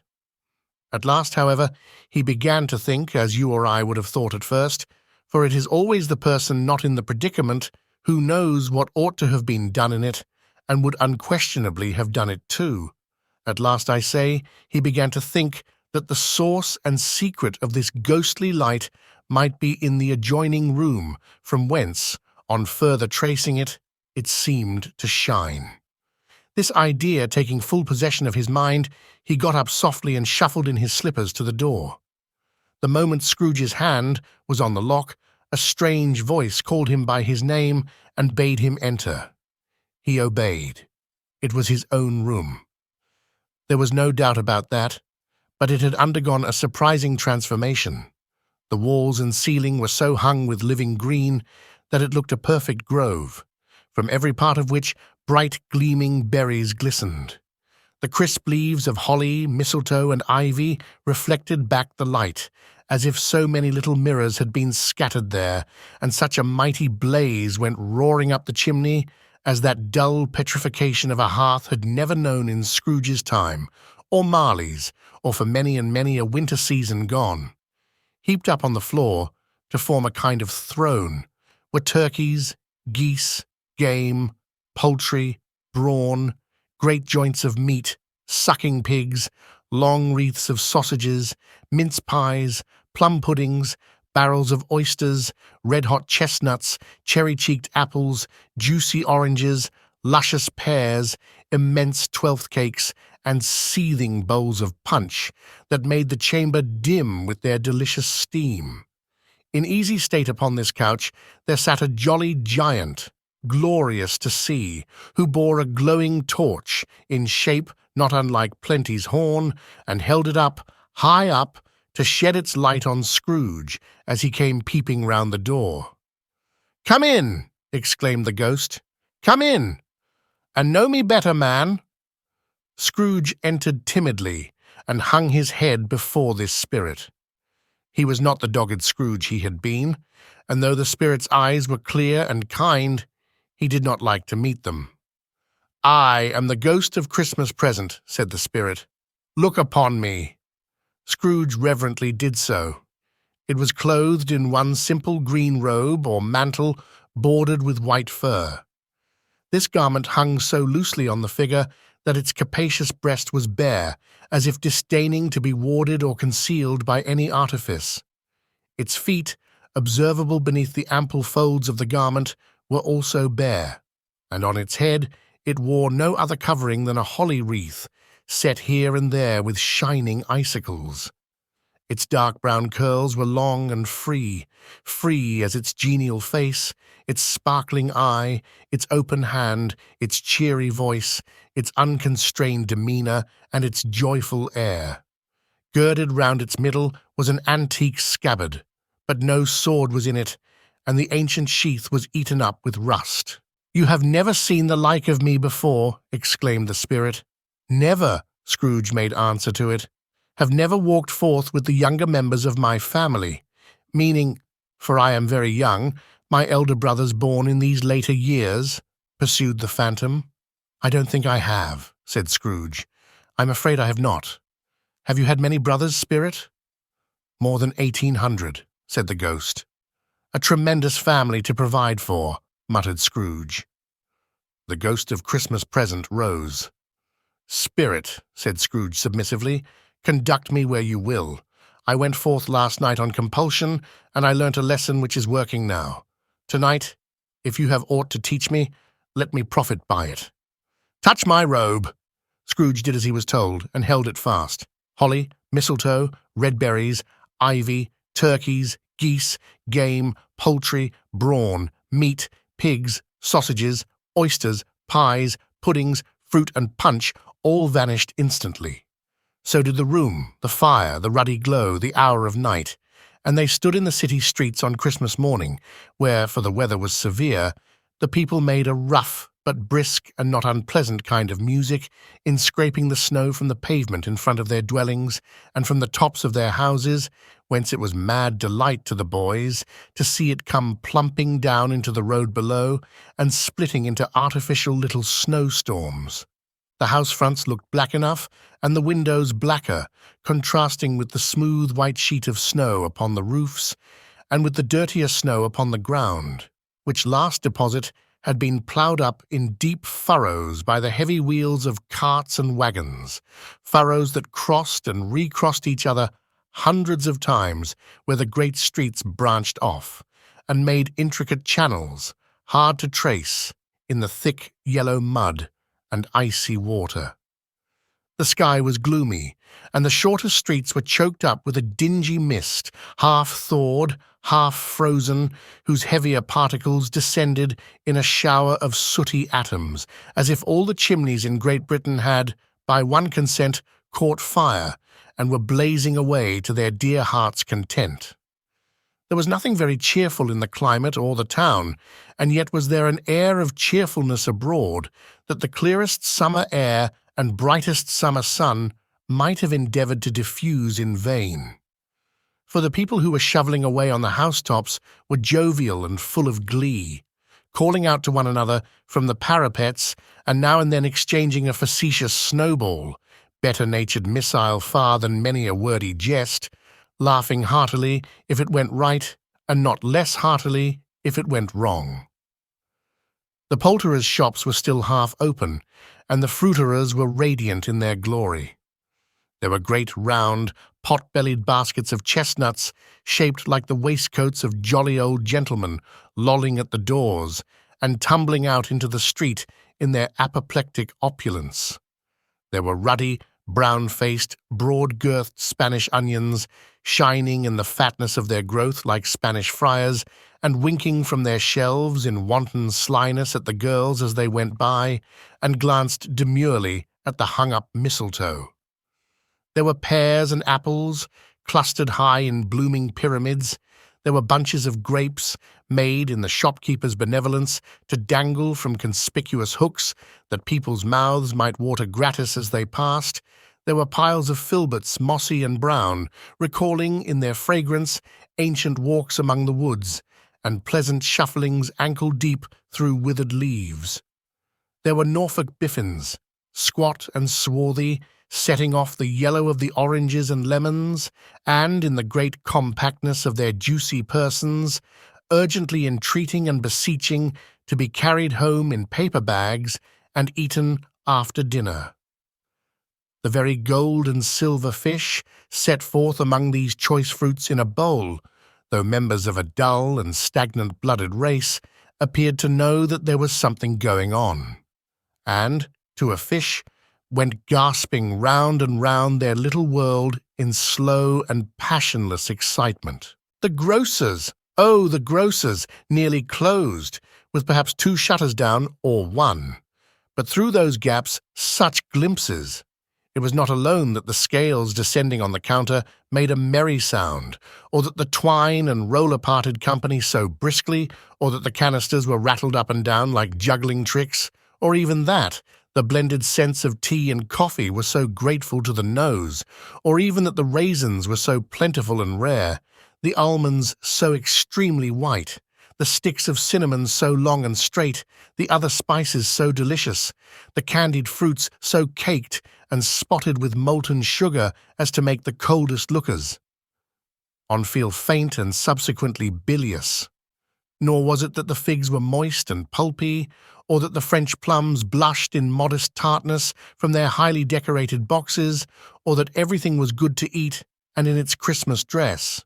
But the customers were all so hurried and so eager in the hopeful promise of the day that they tumbled up against each other at the door, crashing their wicker baskets wildly, and left their purchases upon the counter, and came running back to fetch them, and committed hundreds of the like mistakes in the best humour possible, while the grocer and his people were so frank and fresh that the polished hearts with which they fastened their aprons behind might have been their own, worn outside for general inspection, and for Christmas doors to peck at if they chose. But soon the steeples called good people all, to church and chapel, and away they came, flocking through the streets in their best clothes and with their gayest faces. And at the same time there emerged from scores of by-streets, lanes, and nameless turnings, innumerable people carrying their dinners to the bakers' shops. The sight of these poor revellers appeared to interest the spirit very much, for he stood with Scrooge beside him in a baker's doorway, and taking off the covers as their bearers passed, sprinkled incense on their dinners from his torch. And it was a very uncommon kind of torch, for once or twice, when there were angry words between some dinner-carriers who had jostled each other, he shed a few drops of water on them from it, and their good humour was restored directly. For they said, it was a shame to quarrel upon Christmas Day. And so it was. God love it, so it was.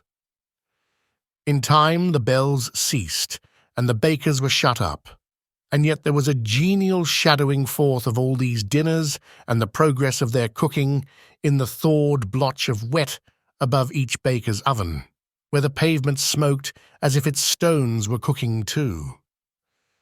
"Is there a peculiar flavour in what you sprinkle from your torch?" asked Scrooge. "There is. My own." "Would it apply to any kind of dinner on this day?" asked Scrooge. "To any kindly given. To a poor one most." "Why to a poor one most?" asked Scrooge. "Because it needs it most." "Spirit," said Scrooge, after a moment's thought, "I wonder you, of all the beings in the many worlds about us, should desire to cramp these people's opportunities of innocent enjoyment." "Aye," cried the spirit, "you would deprive them of their means of dining every seventh day, often the only day on which they can be said to dine at all," said Scrooge. "Wouldn't you?" "Aye," cried the spirit. "You seek to close these places on the seventh day?" said Scrooge, "and it comes to the same thing." "I seek," exclaimed the spirit. "Forgive me if I am wrong." "It has been done in your name, or at least in that of your family," said Scrooge. "There are some upon this earth of yours," returned the spirit, "who lay claim to know us, and who do their deeds of passion, pride, ill will, hatred, envy, bigotry, and selfishness in our name, who are as strange to us and all our kith and kin as if they had never lived. Remember that, and charge their doings on themselves, not us." Scrooge promised that he would, and they went on, invisible as they had been before, into the suburbs of the town. It was a remarkable quality of the ghost, which Scrooge had observed at the baker's, that notwithstanding his gigantic size, he could accommodate himself to any place with ease, and that he stood beneath a low roof quite as gracefully and like a supernatural creature as it was possible he could have done in any lofty hall. And perhaps it was the pleasure the good spirit had in showing off this power of his, or else it was his own kind, generous, hearty nature and his sympathy with all poor men that led him straight to Scrooge's clerks. For there he went, and took Scrooge with him, holding to his robe, and on the threshold of the door the spirit smiled, and stopped to bless Bob Cratchit's dwelling with the sprinkling of his torch. Think of that. Bob had but 15 bob a week himself. He pocketed on Saturdays but 15 copies of his Christian name, and yet the ghost of Christmas present blessed his four-roomed house. Then uprose Mrs. Cratchit, Cratchit's wife, dressed out but poorly in a twice-turned gown, but brave in ribbons, which are cheap and make a goodly show for sixpence, and she laid the cloth, assisted by Belinda Cratchit, second of her daughters, also brave in ribbons, while Master Peter Cratchit plunged a fork into the saucepan of potatoes, and getting the corners of his monstrous shirt-collar, Bob's private property conferred upon his son and heir in honour of the day, into his mouth, rejoiced to find himself so gallantly attired, and yearned to show his linen in the fashionable parks. And now 2 smaller Cratchits, boy and girl, came tearing in, screaming that outside the baker's they had smelt the goose and known it for their own. And basking in luxurious thoughts of sage and onion, these young Cratchits danced about the table and exalted Master Peter Cratchit to the skies, while he, not proud, although his collars nearly choked him, blew the fire until the slow potatoes, bubbling up, knocked loudly at the saucepan lid to be let out and peeled. "What has ever got your precious father, then?" said Mrs. Cratchit. "And your brother, Tiny Tim, and Martha weren't as late last Christmas Day by half an hour?" "Here's Martha, mother," said a girl, appearing as she spoke. "Here's Martha, mother," cried the 2 young Cratchits. "Hurrah! There's such a goose, Martha." "Why, bless your heart alive, my dear, how late you are," said Mrs. Cratchit, kissing her a dozen times, and taking off her shawl and bonnet for her with officious zeal. "We'd a deal of work to finish up last night," replied the girl, "and had to clear away this morning, mother." "Well, never mind so long as you are come," said Mrs. Cratchit. "Sit ye down before the fire, my dear, and have a warm, Lord bless ye." "No, no, there's father coming," cried the 2 young Cratchits, who were everywhere at once. "Hide, Martha, hide!" So Martha hid herself, and in came little Bob, the father, with at least 3 feet of comforter, exclusive of the fringe, hanging down before him, and his threadbare clothes darned up and brushed to look seasonable, and Tiny Tim upon his shoulder. Alas for Tiny Tim, he bore a little crutch, and had his limbs supported by an iron frame. "Why, where's our Martha?" cried Bob Cratchit, looking round. "Not coming," said Mrs. Cratchit. "Not coming," said Bob, with a sudden declension in his high spirits, for he had been Tim's blood horse all the way from church, and had come home rampant. "Not coming upon Christmas Day." Martha didn't like to see him disappointed, if it were only in joke, so she came out prematurely from behind the closet door and ran into his arms, while the 2 young Cratchits hustled Tiny Tim and bore him off into the wash-house, that he might hear the pudding singing in the copper. "And how did little Tim behave?" asked Mrs. Cratchit, when she had rallied Bob on his credulity, and Bob had hugged his daughter to his heart's content. "As good as gold," said Bob, "and better. Somehow he gets thoughtful, sitting by himself so much, and thinks the strangest things you ever heard. He told me, coming home, that he hoped the people saw him in the church, because he was a cripple, and it might be pleasant to them to remember upon Christmas Day, who made lame beggars walk and blind men see." Bob's voice was tremulous when he told them this, and trembled more when he said that Tiny Tim was growing strong and hearty. His active little crutch was heard upon the floor, and back came Tiny Tim, before another word was spoken, escorted by his brother and sister to his stool before the fire, and while Bob, turning up his cuffs, as if, poor fellow, they were capable of being made more shabby, compounded some hot mixture in a jug with gin and lemons, and stirred it round, and put it on the hob to simmer. Master Peter and the 2 ubiquitous young Cratchits went to fetch the goose, with which they soon returned in high procession. Such a bustle ensued that you might have thought a goose the rarest of all birds, a feathered phenomenon, to which a black swan was a matter of course, and in truth it was something very like it in that house.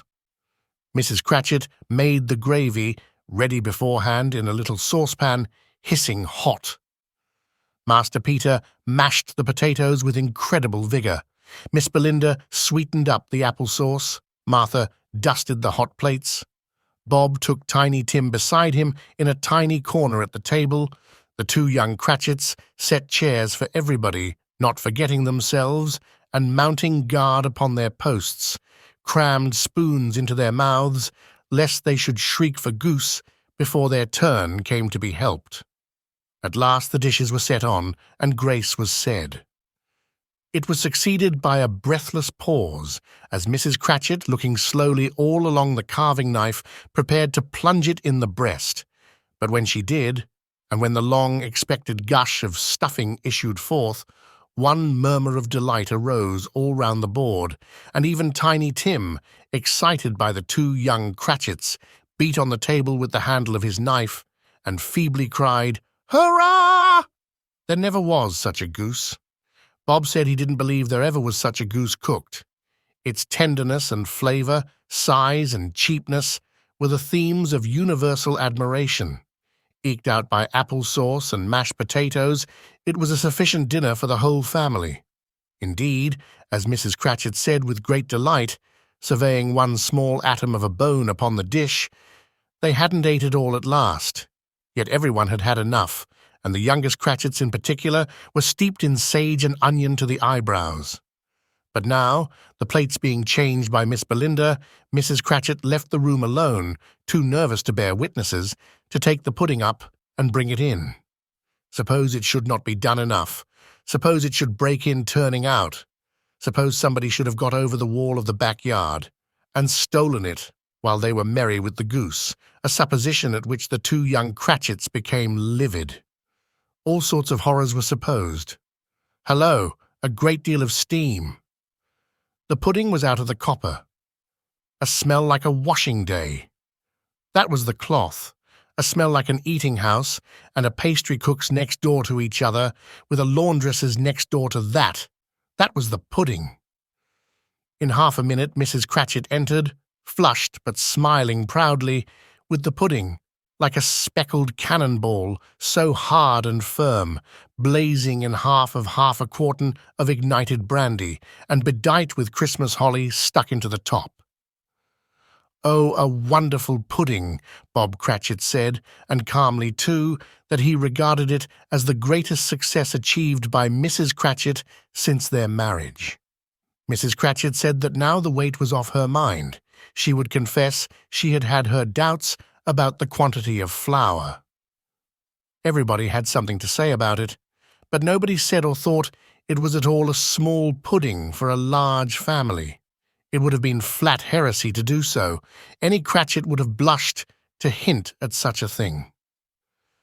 At last the dinner was all done, the cloth was cleared, the hearth swept, and the fire made up. The compound in the jug being tasted and considered perfect, apples and oranges were put upon the table, and a shovelful of chestnuts on the fire.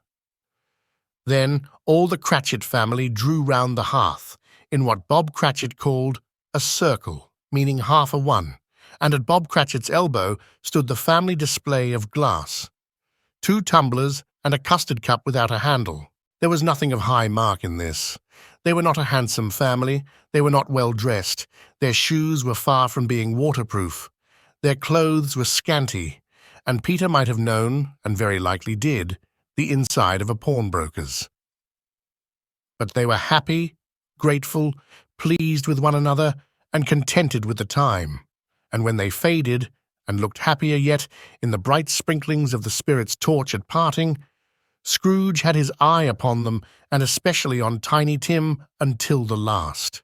By this time it was getting dark, and snowing pretty heavily, and as Scrooge and the spirit went along the streets, the brightness of the roaring fires in kitchens, parlours, and all sorts of rooms was wonderful. Here, the flickering of the blaze showed preparations for a cosy dinner, with hot plates baking through and through before the fire, and deep red curtains, ready to be drawn to shut out cold and darkness. There all the children of the house were running out into the snow to meet their married sisters, brothers, cousins, uncles, aunts, and be the first to greet them. Here again were shadows on the window blind of guests assembling, and there a group of handsome girls, all hooded and fur-booted, and all chattering at once, tripped lightly off to some near neighbour's house, where, woe upon the single man who saw them enter, artful witches, well they knew it, in a glow.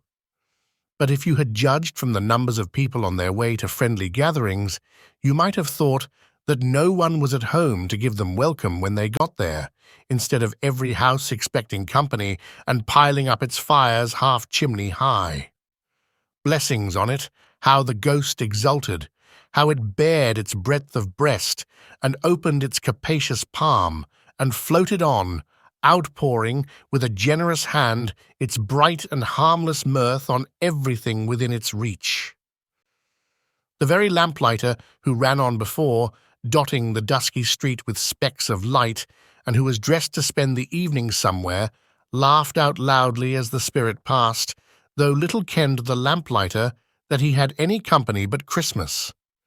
And now, without a word of warning from the ghost, they stood upon a bleak and desert moor, where monstrous masses of rude stone were cast about, as though it were the burial place of giants, and water spread itself wheresoever it listed, or would have done so, but for the frost that held it prisoner, and nothing grew but moss and furze and coarse, rank grass.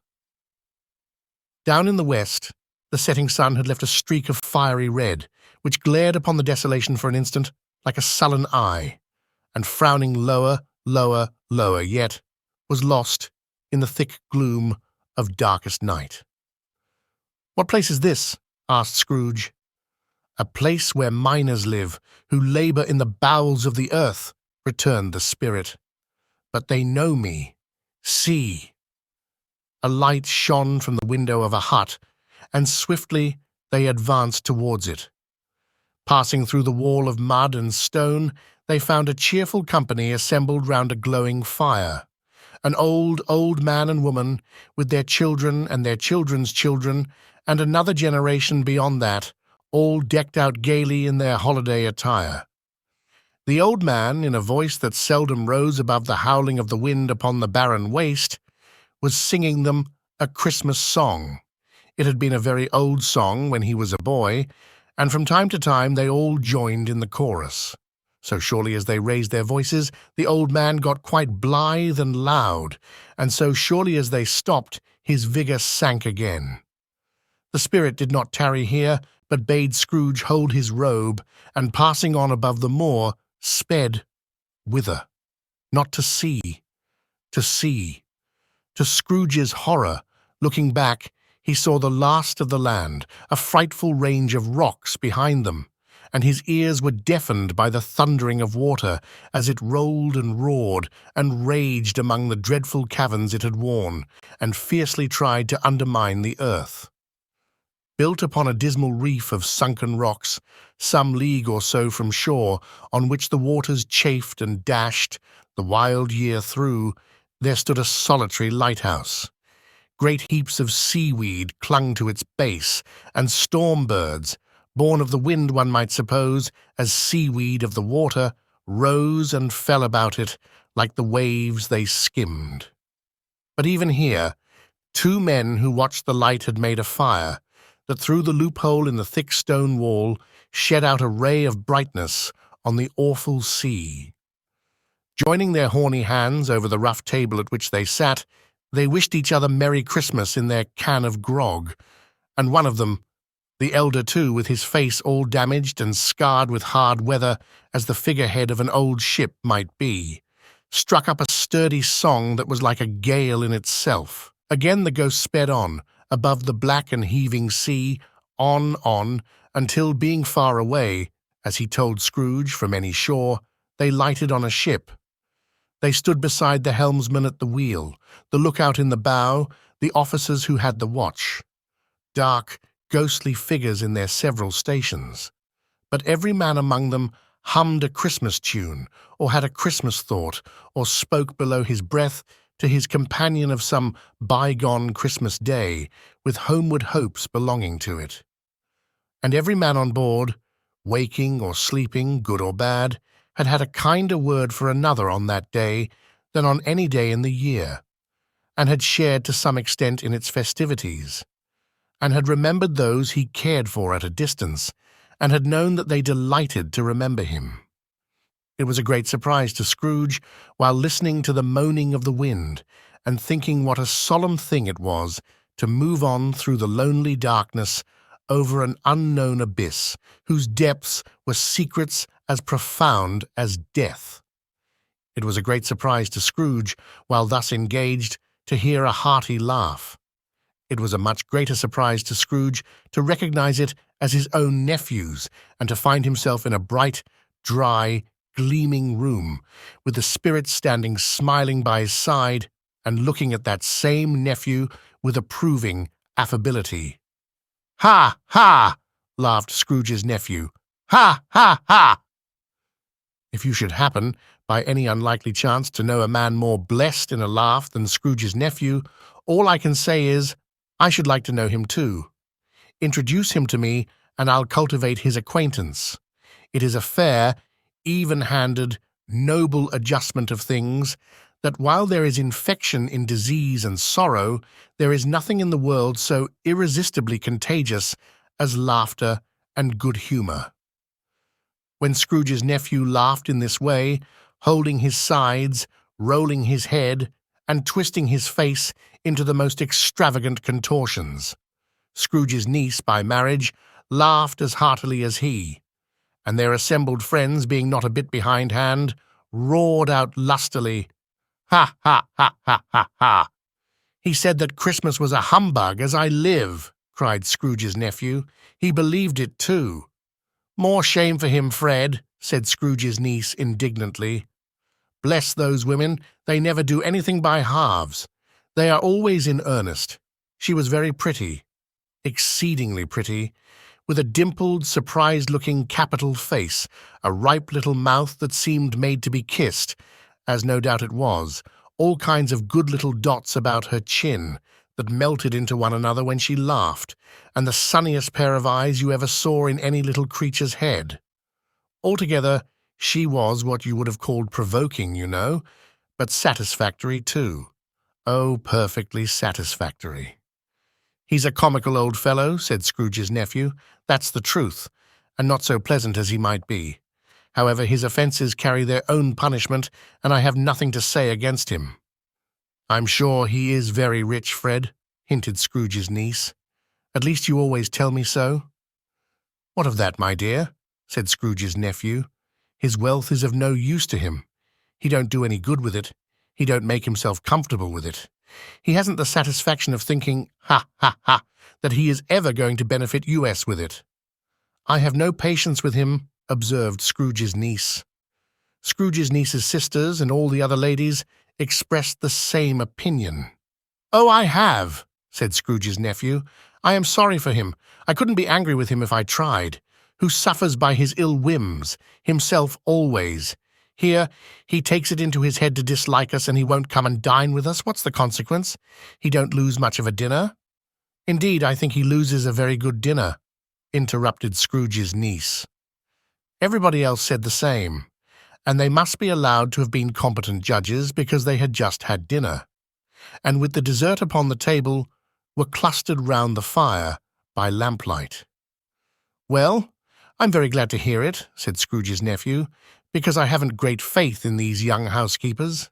What do you say, Topper?" Topper had clearly got his eye upon one of Scrooge's niece's sisters, for he answered that a bachelor was a wretched outcast, who had no right to express an opinion on the subject. Whereat Scrooge's niece's sister, the plump one with the lace tucker, not the one with the roses, blushed. "Do go on, Fred," said Scrooge's niece, clapping her hands. "He never finishes what he begins to say. He is such a ridiculous fellow."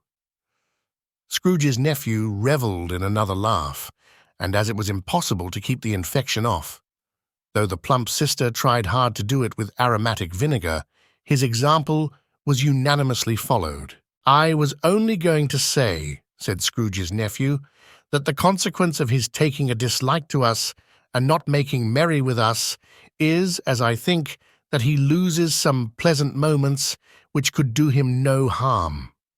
I am sure he loses pleasanter companions than he can find in his own thoughts, either in his mouldy old office or his dusty chambers. I mean to give him the same chance every year, whether he likes it or not, for I pity him. He may rail at Christmas till he dies, but he can't help thinking better of it. I defy him, if he finds me going there in good temper year after year and saying, 'Uncle Scrooge, how are you?' If it only puts him in the vein to leave his poor clerk £50, that's something, and I think I shook him yesterday." It was their turn to laugh now at the notion of his shaking Scrooge, but being thoroughly good-natured and not much caring what they laughed at, so that they laughed at any rate, he encouraged them in their merriment and passed the bottle joyously. After tea they had some music, for they were a musical family and knew what they were about when they sung a glee or catch. I can assure you, especially Topper, who could growl away in the bass like a good one and never swell the large veins in his forehead or get red in the face over it. Scrooge's niece played well upon the harp, and played among other tunes a simple little air, a mere nothing. You might learn to whistle it in 2 minutes, which had been familiar to the child who fetched Scrooge from the boarding school, as he had been reminded by the ghost of Christmas past. When this strain of music sounded, all the things that Ghost had shown him came upon his mind. He softened more and more, and thought that if he could have listened to it often years ago, he might have cultivated the kindnesses of life for his own happiness with his own hands, without resorting to the sexton's spade that buried Jacob Marley. But they didn't devote the whole evening to music. After a while they played at forfeits, for it is good to be children sometimes, and never better than at Christmas, when its mighty founder was a child himself. Stop! There was first a game at Blind Man's Buff. Of course there was. And I no more believe Topper was really blind than I believe he had eyes in his boots. My opinion is that it was a done thing between him and Scrooge's nephew, and that the ghost of Christmas present knew it. The way he went after that plump sister he was thinking of an animal, a live animal, rather a disagreeable animal, a savage animal, an animal that growled and grunted sometimes, and talked sometimes, and lived in London, and walked about the streets, and wasn't made a show of, and wasn't led by anybody, and didn't live in a menagerie, and was never killed in a market, and was not a horse, or an ass, or a cow, or a bull, or a tiger, or a dog, or a pig, or a cat, or a bear. At every fresh question that was put to him, this nephew burst into a fresh roar of laughter, and was so inexpressibly tickled that he was obliged to get up off the sofa and stamp. At last the plump sister, falling into a similar state, cried out, "I have found it out! I know what it is, Fred! I know what it is!" "What is it?" cried Fred. "It's your Uncle Scro-o-o-o-oge," which it certainly was. Admiration was the universal sentiment, though some objected that the reply to "Is it a bear?" ought to have been "Yes," inasmuch as an answer in the negative was sufficient to have diverted their thoughts from Mr. Scrooge, supposing they had ever had any tendency that way. "He has given us plenty of merriment, I am sure," said Fred, "and it would be ungrateful not to drink his health. Here is a glass of mulled wine ready to our hand at the moment, and I say, Uncle Scrooge." "Well, Uncle Scrooge," they cried, "a Merry Christmas and a Happy New Year to the old man, whatever he is," said Scrooge's nephew. "He wouldn't take it from me, but may he have it nevertheless. Uncle Scrooge." Uncle Scrooge had imperceptibly become so gay and light of heart that he would have pledged the unconscious company in return, and thanked them in an inaudible speech if the ghost had given him time. But the whole scene passed off in the breath of the last words spoken by his nephew, and he and the spirit were again upon their travels. Much they saw, and far they went, and many homes they visited, but always with a happy end. The spirit stood beside sick beds, and they were cheerful, on foreign lands, and they were close at home, by struggling men, and they were patient in their greater hope, by poverty, and it was rich. In almshouse, hospital, and jail, in misery's every refuge, where vain man in his little brief authority had not made fast the door, and barred the spirit out, he left his blessing, and taught Scrooge his precepts. It was a long night, if it were only a night, but Scrooge had his doubts of this, because the Christmas holidays appeared to be condensed into the space of time they passed together. It was strange, too, that while Scrooge remained unaltered in his outward form, the ghost grew older, clearly older. Scrooge had observed this change, but never spoke of it until they left a children's 12th night party, when, looking at the spirit, as they stood together in an open place, he noticed that its hair was grey. "Are spirits' lives so short?" asked Scrooge. "My life upon this globe is very brief," replied the ghost. "It ends tonight." "Tonight!" cried Scrooge. "Tonight at midnight! Hark! The time is drawing near." The chimes were ringing the 11:15 at that moment. "Forgive me if I am not justified in what I ask," said Scrooge, looking intently at the spirit's robe. "But I see something strange, and not belonging to yourself, protruding from your skirts. Is it a foot or a claw?" "It might be a claw, for the flesh there is upon it," was the spirit's sorrowful reply. "Look here." From the foldings of its robe, it brought 2 children, wretched, abject, frightful, hideous, miserable. They knelt down at its feet and clung upon the outside of its garment. "Oh, man, look here! Look, down here!" exclaimed the ghost. They were a boy and girl, yellow, meagre, ragged, scowling, wolfish, but prostrate, too, in their humility. Where graceful youth should have filled their features out and touched them with its freshest tints, a stale and shriveled hand, like that of age, had pinched and twisted them and pulled them into shreds. Where angels might have sat enthroned, devils lurked and glared out menacing. No change, no degradation, no perversion of humanity in any grade through all the mysteries of wonderful creation has monsters half so horrible and dread. Scrooge started back, appalled. Having them shown to him in this way, he tried to say they were fine children, but the words choked themselves, rather than be parties to a lie of such enormous magnitude. "Spirit, are they yours?" Scrooge could say no more. "They are man's," said the spirit, looking down upon them, "and they cling to me, appealing from their fathers. This boy is ignorance. This girl is want. Beware them both, and all of their degree, but most of all beware this boy. For on his brow I see that written which is doom, unless the writing be erased." "Deny it," cried the spirit, stretching out its hand towards the city. "Slander those who tell it ye, admit it for your factious purposes, and make it worse, and bide the end." "Have they no refuge or resource?" cried Scrooge. "Are there no prisons?" said the spirit, turning on him for the last time with his own words. "Are there no workhouses?" The bell struck 12. Scrooge looked about him for the ghost, and saw it not. As the last stroke ceased to vibrate, he remembered the prediction of old Jacob Marley, and lifting up his eyes, beheld a solemn phantom, draped and hooded, coming, like a mist along the ground, towards him, the last of the spirits. The phantom, slowly, gravely, silently, approached. When it came near him, Scrooge bent down upon his knee, for in the very air through which this spirit moved, it seemed to scatter gloom and mystery. It was shrouded in a deep black garment, which concealed its head, its face, its form, and left nothing of it visible save one outstretched hand.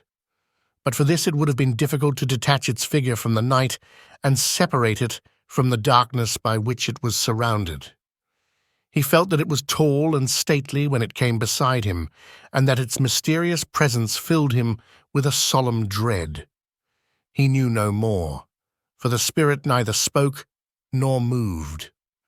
"I am in the presence of the ghost of Christmas yet to come," said Scrooge. The spirit answered not, but pointed onward with its hand. "You are about to show me shadows of the things that have not happened, but will happen in the time before us," Scrooge pursued. "Is that so, spirit?" The upper portion of the garment was contracted for an instant in its folds, as if the spirit had inclined its head. That was the only answer he received. Although well used to ghostly company by this time, Scrooge feared the silent shape so much that his legs trembled beneath him, and he found that he could hardly stand when he prepared to follow it. The spirit paused a moment, as observing his condition and giving him time to recover. But Scrooge was all the worse for this. It thrilled him with a vague, uncertain horror to know that behind the dusky shroud there were ghostly eyes intently fixed upon him, while he, though he stretched his own to the utmost, could see nothing but a spectral hand and one great heap of black. "Ghost of the future," he exclaimed, "I fear you more than any spectre I have seen. But as I know your purpose is to do me good, and as I hope to live to be another man from what I was, I am prepared to bear you company, and do it with a thankful heart. Will you not speak to me?" It gave him no reply. The hand was pointed straight before them. "Lead on," said Scrooge. "Lead on. The night is waning fast, and it is precious time to me, I know. Lead on, spirit." The phantom moved away as it had come towards him. Scrooge followed in the shadow of its dress, which bore him up, he thought, and carried him along. They scarcely seemed to enter the city, for the city rather seemed to spring up about them and encompass them of its own act.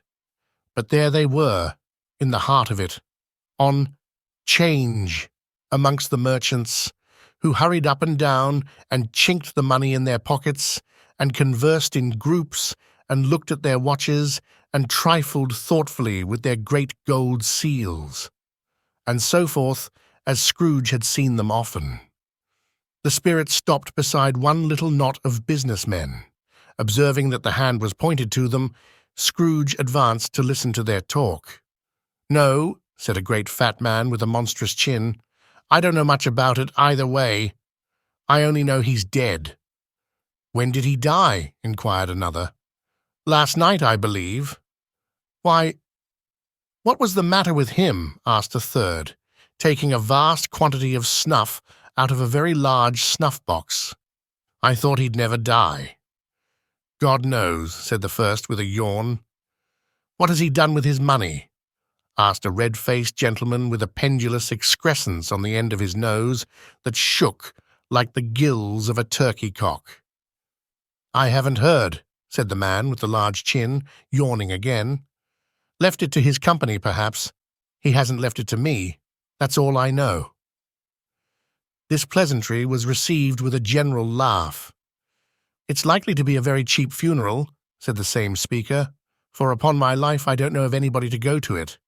Suppose we make up a party and volunteer." "I don't mind going if a lunch is provided," observed the gentleman with the excrescence on his nose. "But I must be fed if I make one."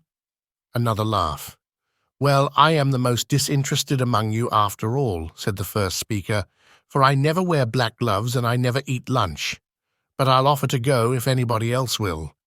When I come to think of it, I'm not at all sure that I wasn't his most particular friend, for we used to stop and speak whenever we met. Bye. Speakers and listeners strolled away and mixed with other groups. Scrooge knew the men and looked towards the spirit for an explanation. The phantom glided on into a street. Its finger pointed to two persons meeting. Scrooge listened again, thinking that the explanation might lie here. He knew these men also perfectly. They were men of business, very wealthy and of great importance.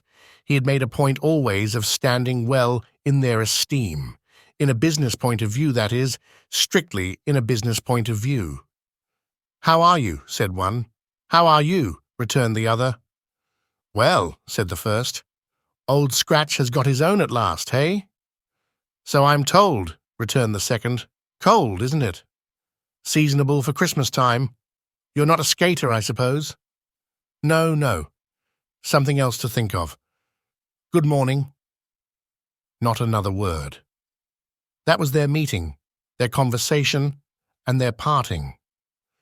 Scrooge was at first inclined to be surprised that the spirit should attach importance to conversations apparently so trivial, but feeling assured that they must have some hidden purpose, he set himself to consider what it was likely to be.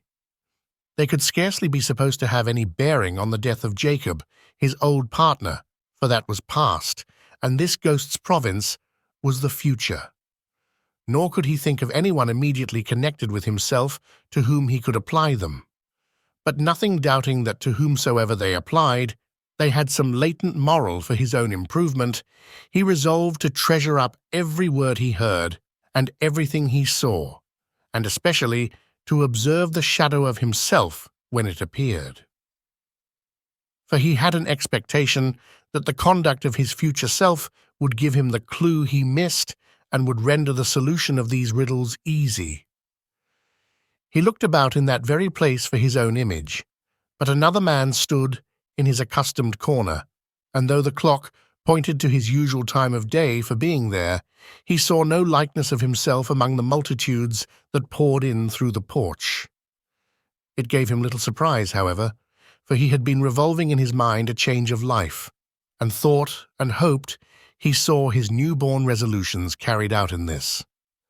Quiet and dark, beside him stood the phantom with its outstretched hand. When he roused himself from his thoughtful quest, he fancied from the turn of the hand and its situation in reference to himself that the unseen eyes were looking at him keenly. It made him shudder and feel very cold. They left the busy scene and went into an obscure part of the town, where Scrooge had never penetrated before, although he recognized its situation and its bad repute. The ways were foul and narrow, the shops and houses wretched, the people half-naked, drunken, slipshod, ugly. Alleys and archways, like so many cesspools, disgorged their offences of smell and dirt and life upon the straggling streets, and the whole quarter reeked with crime, with filth and misery. Far in this den of infamous resort there was a low-browed, beetling shop below a penthouse roof, where iron, old rags, bottles, bones, and greasy offal were bought. Upon the floor within were piled up heaps of rusty keys, nails, chains, hinges, files, scales, weights, and refuse iron of all kinds. Secrets that few would like to scrutinize were bred and hidden in mountains of unseemly rags, masses of corrupted fat, and sepulchres of bones. Sitting in among the wares he dealt in by a charcoal stove, made of old bricks, was a grey-haired rascal, nearly 70 years of age, who had screened himself from the cold air without by a frowsy curtaining of miscellaneous tatters hung upon a line, and smoked his pipe in all the luxury of calm retirement. Scrooge and the phantom came into the presence of this man just as a woman with a heavy bundle slunk into the shop. But she had scarcely entered when another woman, similarly laden, came in too, and she was closely followed by a man in faded black, who was no less startled by the sight of them than they had been upon the recognition of each other.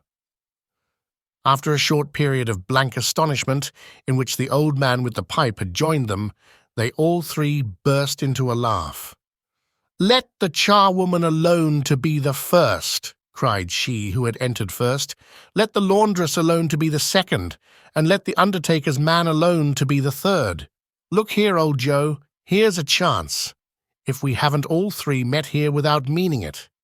"You couldn't have met in a better place," said old Joe, removing his pipe from his mouth. "Come into the parlour. You were made free of it long ago, you know, and the other two aren't strangers. Stop till I shut the door of the shop. Ah, how it squeaks! There ain't such a rusty bit of metal in the place as its own hinges, I believe, and I'm sure there's no such old bones here as mine. Ha ha ha! We're all suitable to our calling, we're well matched. Come into the parlour, come into the parlour. The parlour was the space behind the screen of rags.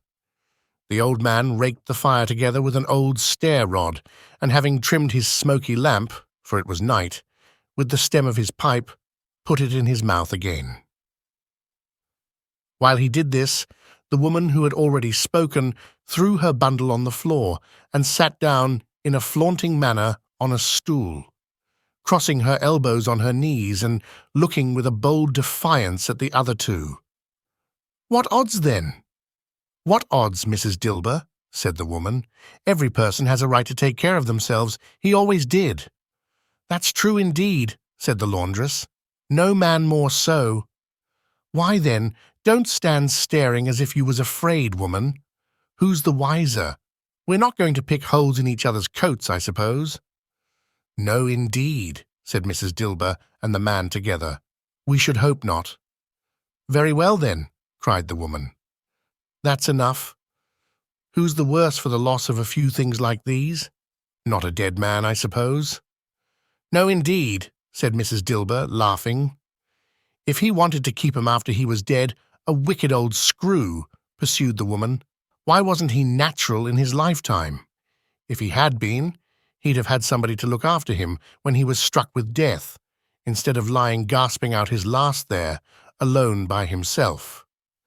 "It's the truest word that ever was spoke," said Mrs. Dilber. "It's a judgment on him."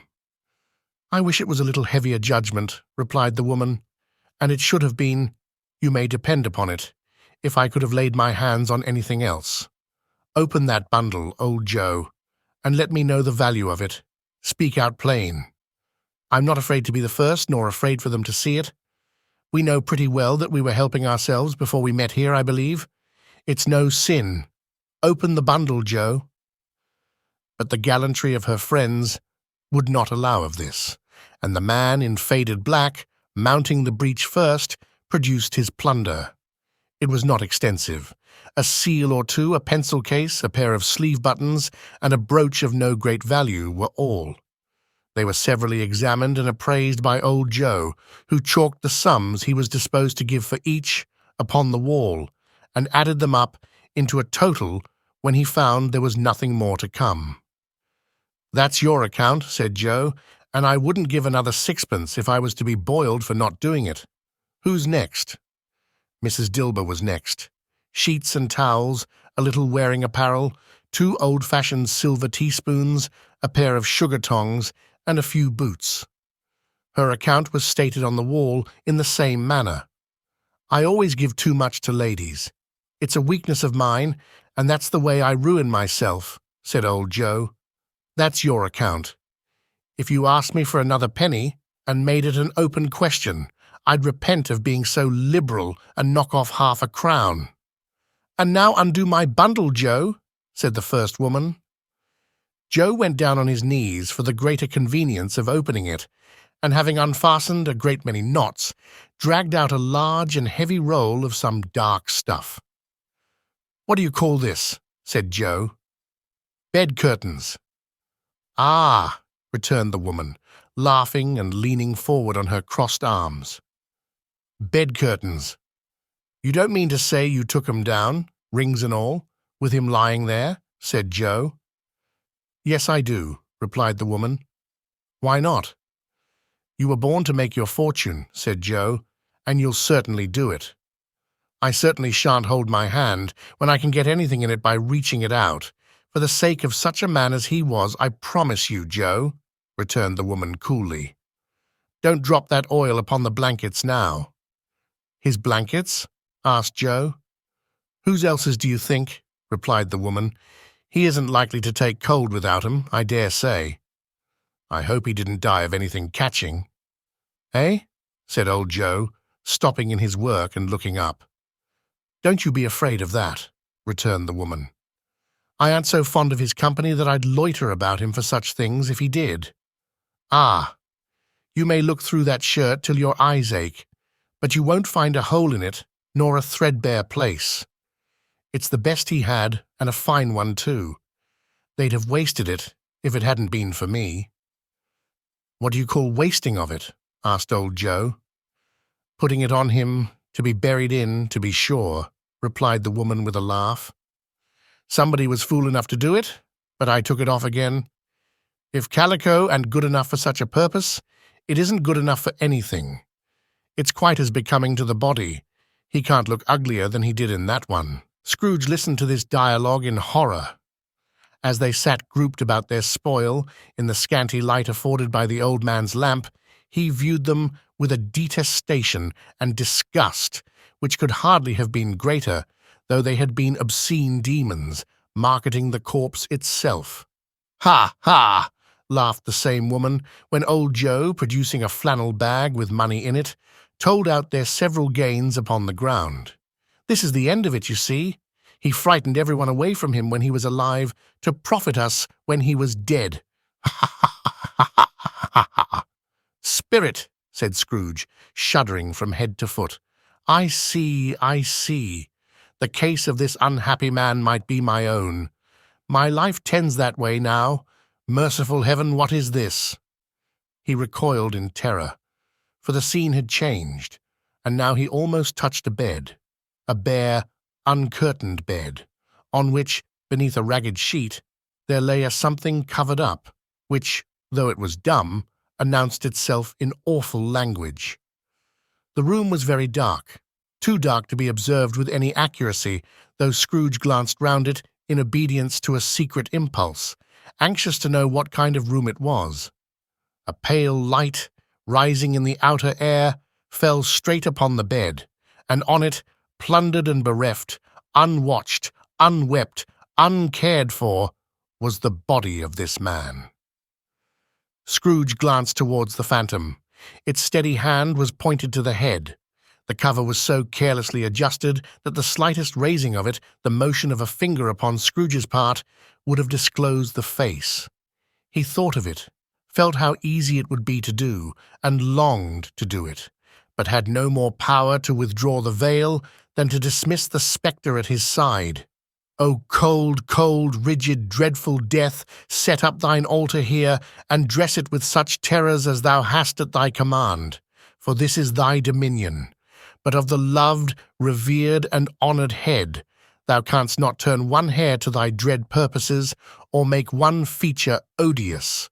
It is not that the hand is heavy and will fall down when released. It is not that the heart and pulse are still, but that the hand was open, generous and true, the heart brave, warm and tender, and the pulse a man's.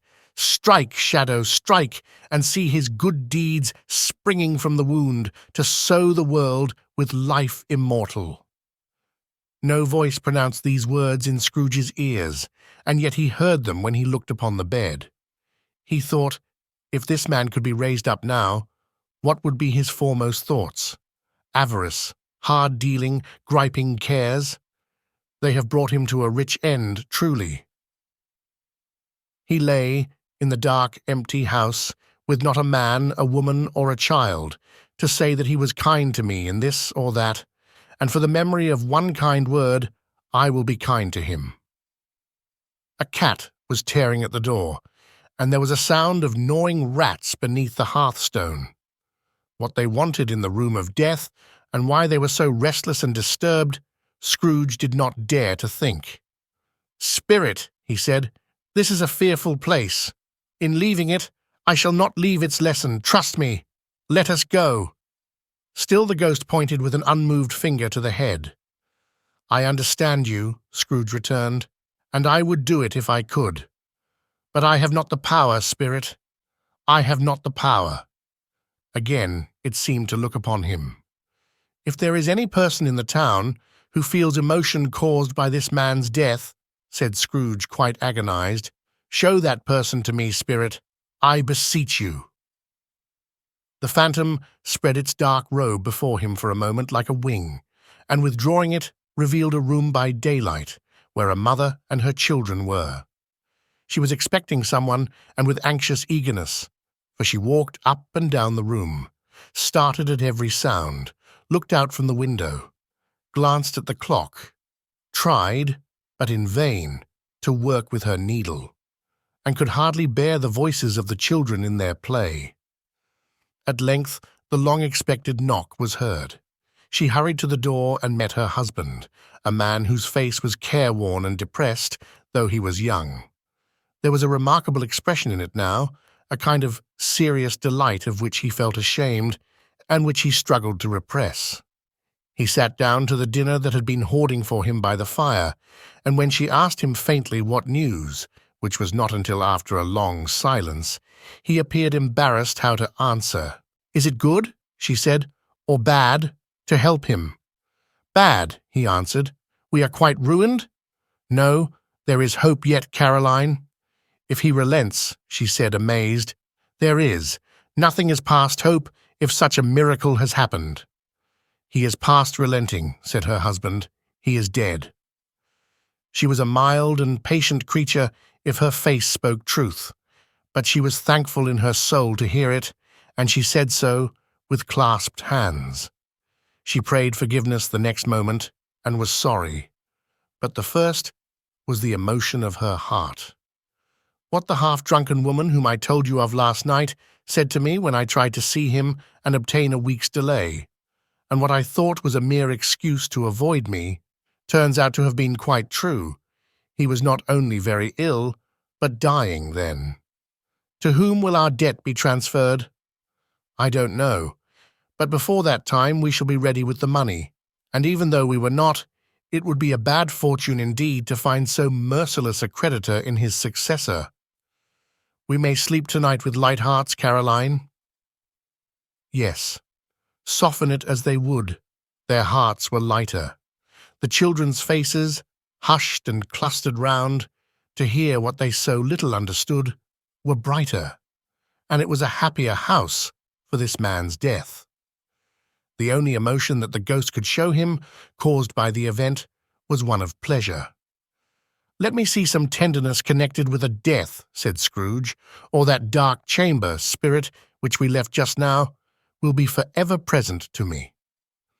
The ghost conducted him through several streets familiar to his feet, and as they went along, Scrooge looked here and there to find himself, but nowhere was he to be seen. They entered poor Bob Cratchit's house, the dwelling he had visited before, and found the mother and the children seated round the fire. Quiet. Very quiet. The noisy little Cratchits were as still as statues in one corner, and sat looking up at Peter, who had a book before him. The mother and her daughters were engaged in sewing, but surely they were very quiet. And he took a child and set him in the midst of them. Where had Scrooge heard those words? He had not dreamed them. The boy must have read them out, as he and the spirit crossed the threshold. Why did he not go on? The mother laid her work upon the table and put her hand up to her face. "The colour hurts my eyes," she said. "The colour? Ah, poor Tiny Tim." "They're better now again," said Cratchit's wife. "It makes them weak by candlelight, and I wouldn't show weak eyes to your father when he comes home, for the world. It must be near his time." "Past it, rather," Peter answered, shutting up his book. "But I think he has walked a little slower than he used, these few last evenings, Mother." They were very quiet again. At last she said, and in a steady, cheerful voice that only faltered once, I have known him walk with Tiny Tim upon his shoulder very fast indeed." "And so have I," cried Peter. "Often." "And so have I," exclaimed another. So had all. "But he was very light to carry," she resumed, intent upon her work, "and his father loved him so that it was no trouble, and there is your father at the door." She hurried out to meet him, and little Bob, in his comforter, he had need of it, poor fellow, came in. His tea was ready for him on the hob, and they all tried who should help him to it most. Then the two young Cratchits got upon his knees and laid each child a little cheek against his face, as if they said, "Don't mind it, father, don't be grieved." Bob was very cheerful with them and spoke pleasantly to all the family. He looked at the work upon the table and praised the industry and speed of Mrs. Cratchit and the girls. They would be done long before Sunday, he said. "Sunday? You went today then, Robert?" said his wife. "Yes, my dear," returned Bob. "I wish you could have gone. It would have done you good to see how green a place it is. But you'll see it often." I promised him that I would walk there on a Sunday. "My little child," cried Bob. "My little child." He broke down all at once. He couldn't help it. If he could have helped it, he and his child would have been farther apart, perhaps, than they were. He left the room and went upstairs into the room above, which was lighted cheerfully and hung with Christmas. There was a chair set close beside the child, and there were signs of someone having been there lately. Poor Bob sat down in it, and when he had thought a little and composed himself, he kissed the little face. He was reconciled to what had happened and went down again quite happy. They drew about the fire and talked, the girls and mother working still.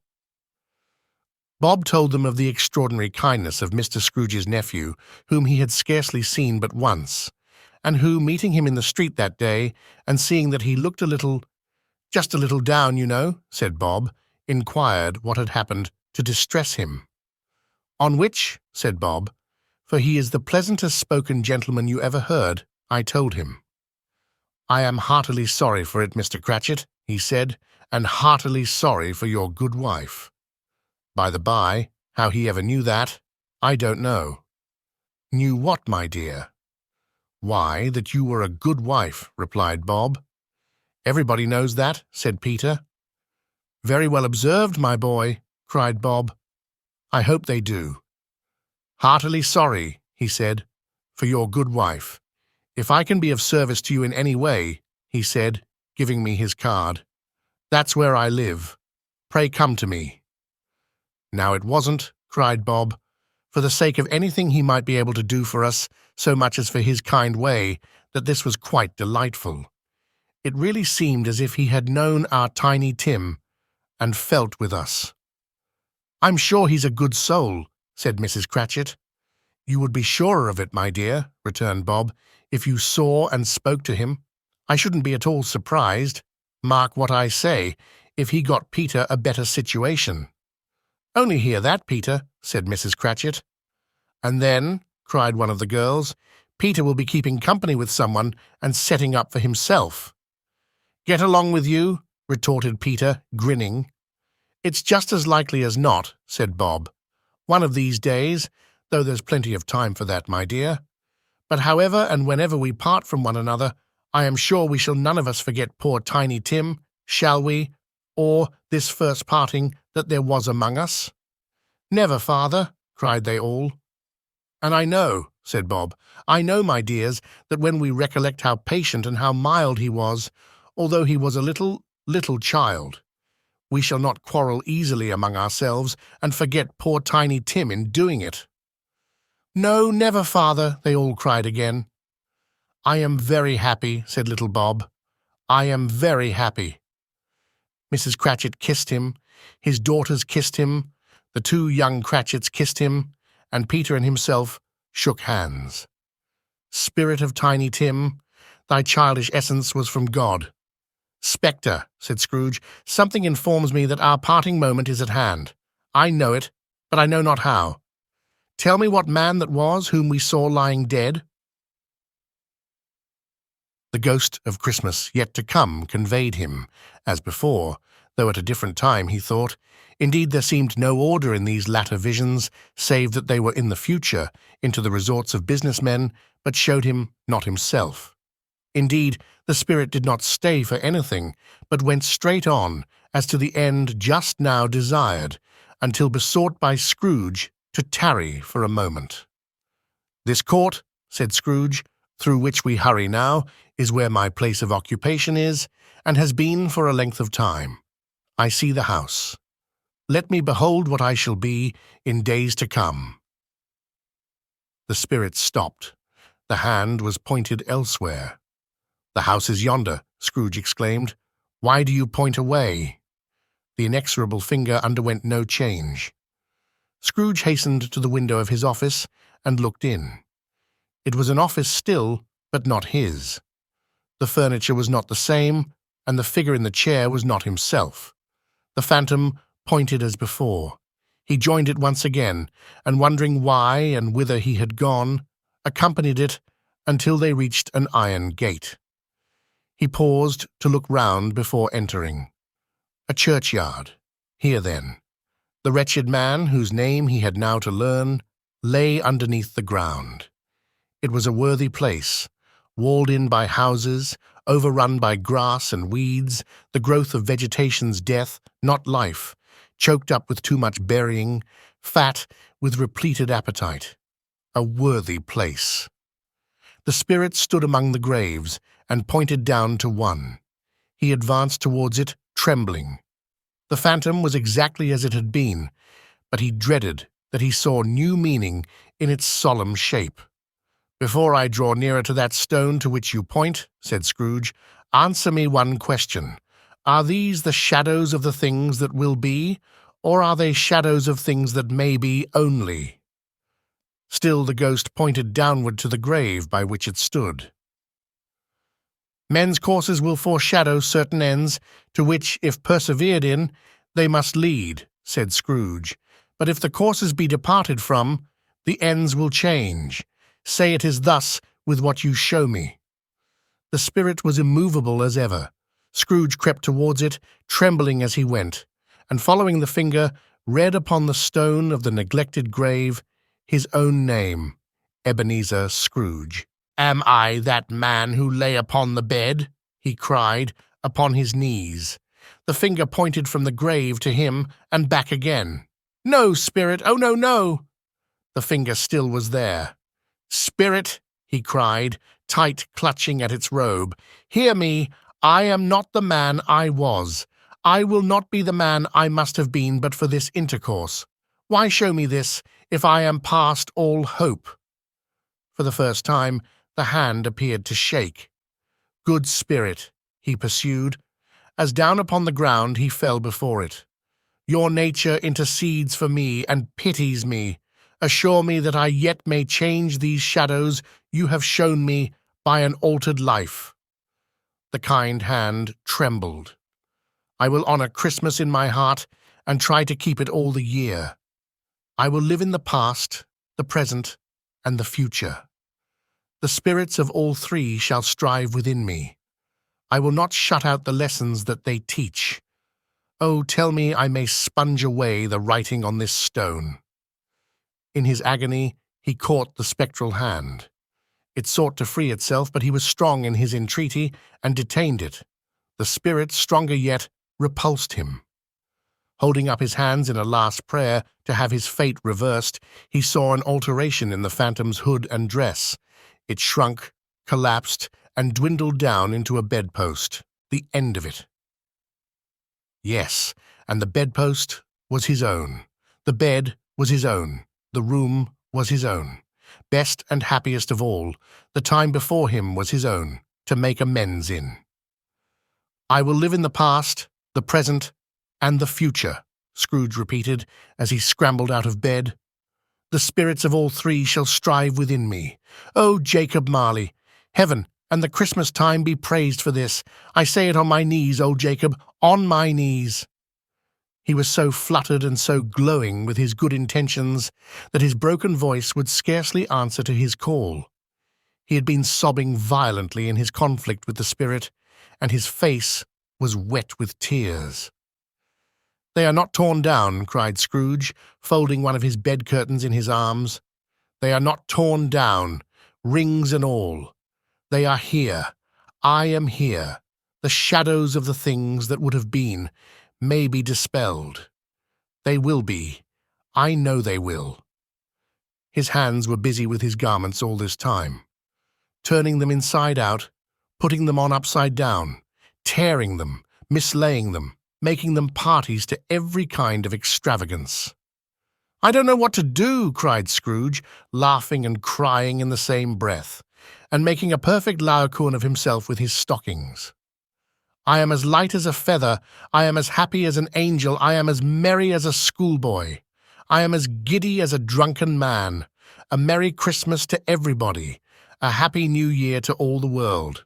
Hello here. Whoop! Hello! He had frisked into the sitting room and was now standing there, perfectly winded. There's the saucepan that the gruel was in, cried Scrooge, starting off again and going round the fireplace. There's the door by which the ghost of Jacob Marley entered.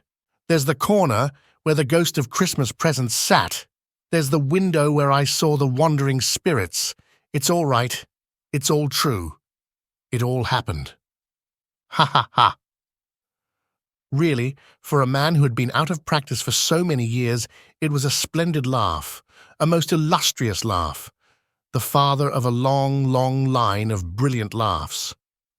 I don't know what day of the month it is, said Scrooge. I don't know how long I've been among the spirits. I don't know anything. I'm quite a baby. Never mind. I don't care. I'd rather be a baby. Hello? Whoop! Hello here! He was checked in his transports by the churches, ringing out the lustiest peals he had ever heard. Clash, clang, hammer, ding, dong, bell. Bell, dong, ding, hammer, clang, clash. Oh, glorious, glorious! Running to the window, he opened it and put out his head. No fog, no mist. Clear, bright, jovial, stirring, cold, cold, piping for the blood to dance to. Golden sunlight, heavenly sky, sweet, fresh air, merry bells. Oh, glorious, glorious! What's today? Cried Scrooge, calling downward to a boy in Sunday clothes, who perhaps had loitered in to look about him. "Eh?" returned the boy, with all his might of wonder. "What's today, my fine fellow?" said Scrooge.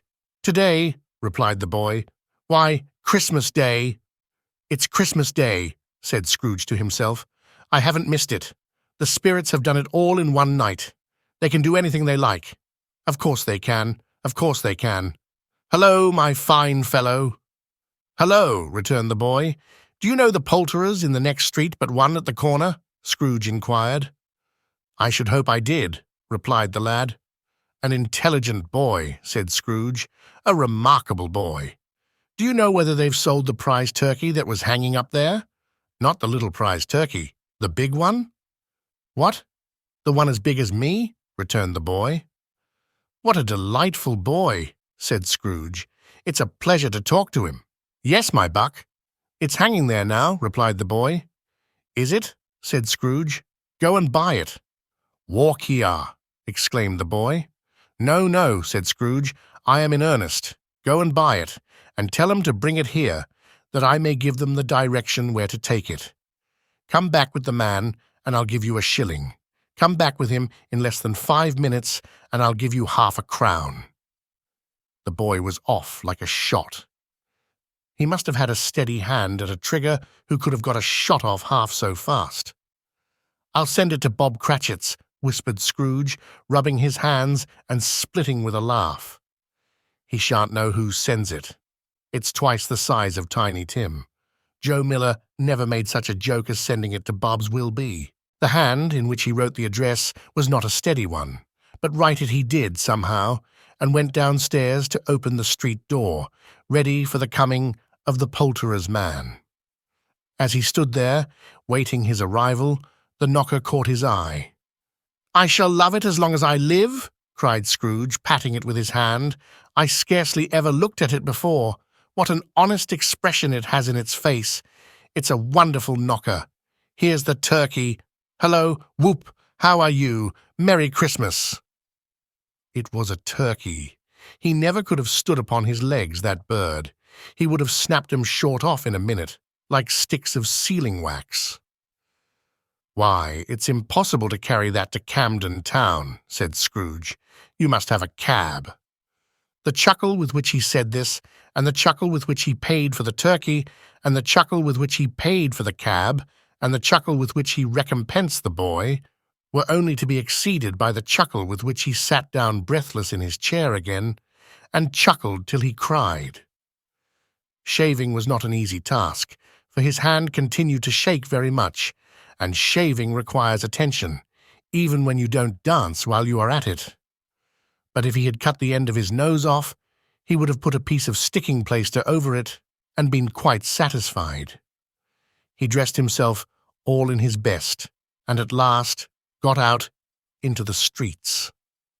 The people were by this time pouring forth, as he had seen them with the ghost of Christmas present, and walking with his hands behind him, Scrooge regarded everyone with a delighted smile. He looked so irresistibly pleasant, in a word, that 3 or 4 good-humoured fellows said, "Good morning, sir, a Merry Christmas to you." And Scrooge said often afterwards that of all the blithe sounds he had ever heard, those were the blithest in his ears. He had not gone far, when coming on towards him, he beheld the portly gentleman who had walked into his counting-house the day before, and said, "Scrooge and Marley's, I believe." It sent a pang across his heart to think how this old gentleman would look upon him when they met. But he knew what path lay straight before him, and he took it. "My dear sir," said Scrooge, quickening his pace, and taking the old gentleman by both his hands, "how do you do? I hope you succeeded yesterday. It was very kind of you. A Merry Christmas to you, sir." "Mr. Scrooge?" "Yes," said Scrooge, "that is my name, and I fear it may not be pleasant to you. Allow me to ask your pardon, and will you have the goodness—" Here Scrooge whispered in his ear. "Lord bless me!" cried the gentleman, as if his breath were taken away. "My dear Mr. Scrooge, are you serious?" "If you please," said Scrooge. "Not a farthing less. A great many back payments are included in it, I assure you. Will you do me that favour?" "My dear sir," said the other, shaking hands with him, "I don't know what to say to such munify—" "Don't say anything, please," retorted Scrooge. "Come and see me. Will you come and see me?" "I will," cried the old gentleman, and it was clear he meant to do it. "Thank'ee," said Scrooge. "I am much obliged to you. I thank you 50 times. Bless you." He went to church, and walked about the streets, and watched the people hurrying to and fro, and patted children on the head, and questioned beggars, and looked down into the kitchens of houses, and up to the windows, and found that everything could yield him pleasure. He had never dreamed that any walk, that anything, could give him so much happiness. In the afternoon, he turned his steps towards his nephew's house. He passed the door a dozen times before he had the courage to go up and knock. But he made a dash, and did it. "Is your master at home, my dear?" said Scrooge to the girl. "Nice girl. Very." "Yes, sir." "Where is he, my love?" said Scrooge. "He's in the dining-room, sir, along with mistress. I'll show you upstairs, if you please." "Thank'ee. He knows me," said Scrooge, with his hand already on the dining-room lock. "I'll go in here, my dear." He turned it gently, and sidled his face in round the door. They were looking at the table, which was spread out in great array, for these young housekeepers are always nervous on such points, and like to see that everything is right. "Fred," said Scrooge. Dear heart alive, how his niece by marriage started! Scrooge had forgotten for the moment about her sitting in the corner with the footstool, or he wouldn't have done it on any account. "Why, bless my soul," cried Fred, "who's that?" "It's I, your Uncle Scrooge. I have come to dinner. Will you let me in, Fred? Let him in. It is a mercy he didn't shake his arm off. He was at home in 5 minutes. Nothing could be heartier. His niece looked just the same. So did Topper when he came. So did the plump sister when she came. So did everyone when they came. Wonderful party, wonderful games, wonderful unanimity, wonderful happiness. But he was early at the office next morning. Oh, he was early there. If he could only be there first and catch Bob Cratchit coming late. That was the thing he had set his heart upon. And he did it. Yes, he did. The clock struck 9. No Bob. 1/4 past. No Bob. He was full 18 minutes and a half behind his time. Scrooge sat with his door wide open that he might see him come into the tank. His hat was off before he opened the door, his comforter too. He was on his stool in a jiffy, driving away with his pen, as if he were trying to overtake 9 o'clock. "Hello!" growled Scrooge in his accustomed voice, as near as he could feign it. "What do you mean by coming here at this time of day?" "I'm very sorry, sir," said Bob. "I'm behind my time." "You are?" repeated Scrooge. "Yes, I think you are. Step this way, sir, if you please." "It's only once a year, sir," pleaded Bob, appearing from the tank. "It shall not be repeated. I was making rather merry yesterday, sir." "Now I'll tell you what, my friend," said Scrooge. "I am not going to stand this sort of thing any longer. And therefore," he continued, leaping from his stool and giving Bob such a dig in the waistcoat that he staggered back into the tank again, "and therefore I am about to raise your salary." Bob trembled and got a little nearer to the ruler. He had a momentary idea of knocking Scrooge down with it, holding him and calling to the people in the court for help and a strait waistcoat. "A Merry Christmas, Bob," said Scrooge, with an earnestness that could not be mistaken, as he clapped him on the back. "A merrier Christmas, Bob, my good fellow, than I have given you for many a year. I'll raise your salary and endeavour to assist your struggling family, and we will discuss your affairs this very afternoon over a Christmas bowl of smoking bishop, Bob. Make up the fires and buy another coal scuttle before you dot another I, Bob Cratchit." Scrooge was better than his word. He did it all, and infinitely more. And to Tiny Tim, who did not die, he was a second father. He became as good a friend, as good a master, and as good a man as the good old city knew, or any other good old city, town, or borough in the good old world. Some people laughed to see the alteration in him, but he let them laugh and little heeded them, for he was wise enough to know that nothing ever happened on this globe, for good, at which some people did not have their fill of laughter in the outset, and knowing that such as these would be blind anyway, he thought it quite as well that they should wrinkle up their eyes in grins, as have the malady in less attractive forms. His own heart laughed, and that was quite enough for him. He had no further intercourse with spirits, but lived upon the total abstinence principle ever afterwards. And it was always said of him that he knew how to keep Christmas well, if any man alive possessed the knowledge. May that be truly said of us, and all of us. And so, as Tiny Tim observed, God bless us every one.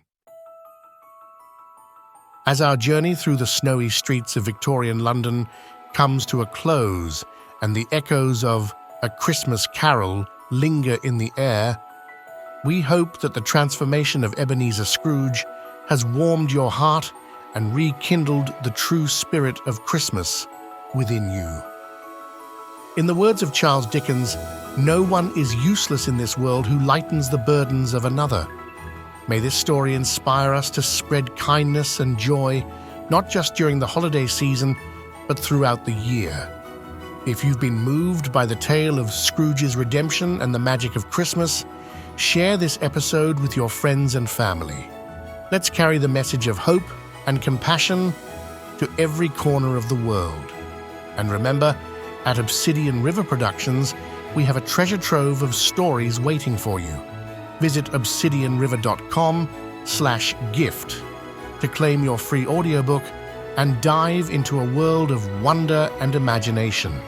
Before you go, please take a moment to subscribe to our channel and leave a comment. Your support helps us grow and continue to bring these timeless tales to life. From all of us at Obsidian River Productions, we wish you a merry and bright season filled with love, laughter, and the magic of storytelling. Until our next adventure, stay warm, stay inspired, and keep the spirit of Christmas alive in your heart. Goodbye for now, and happy holidays.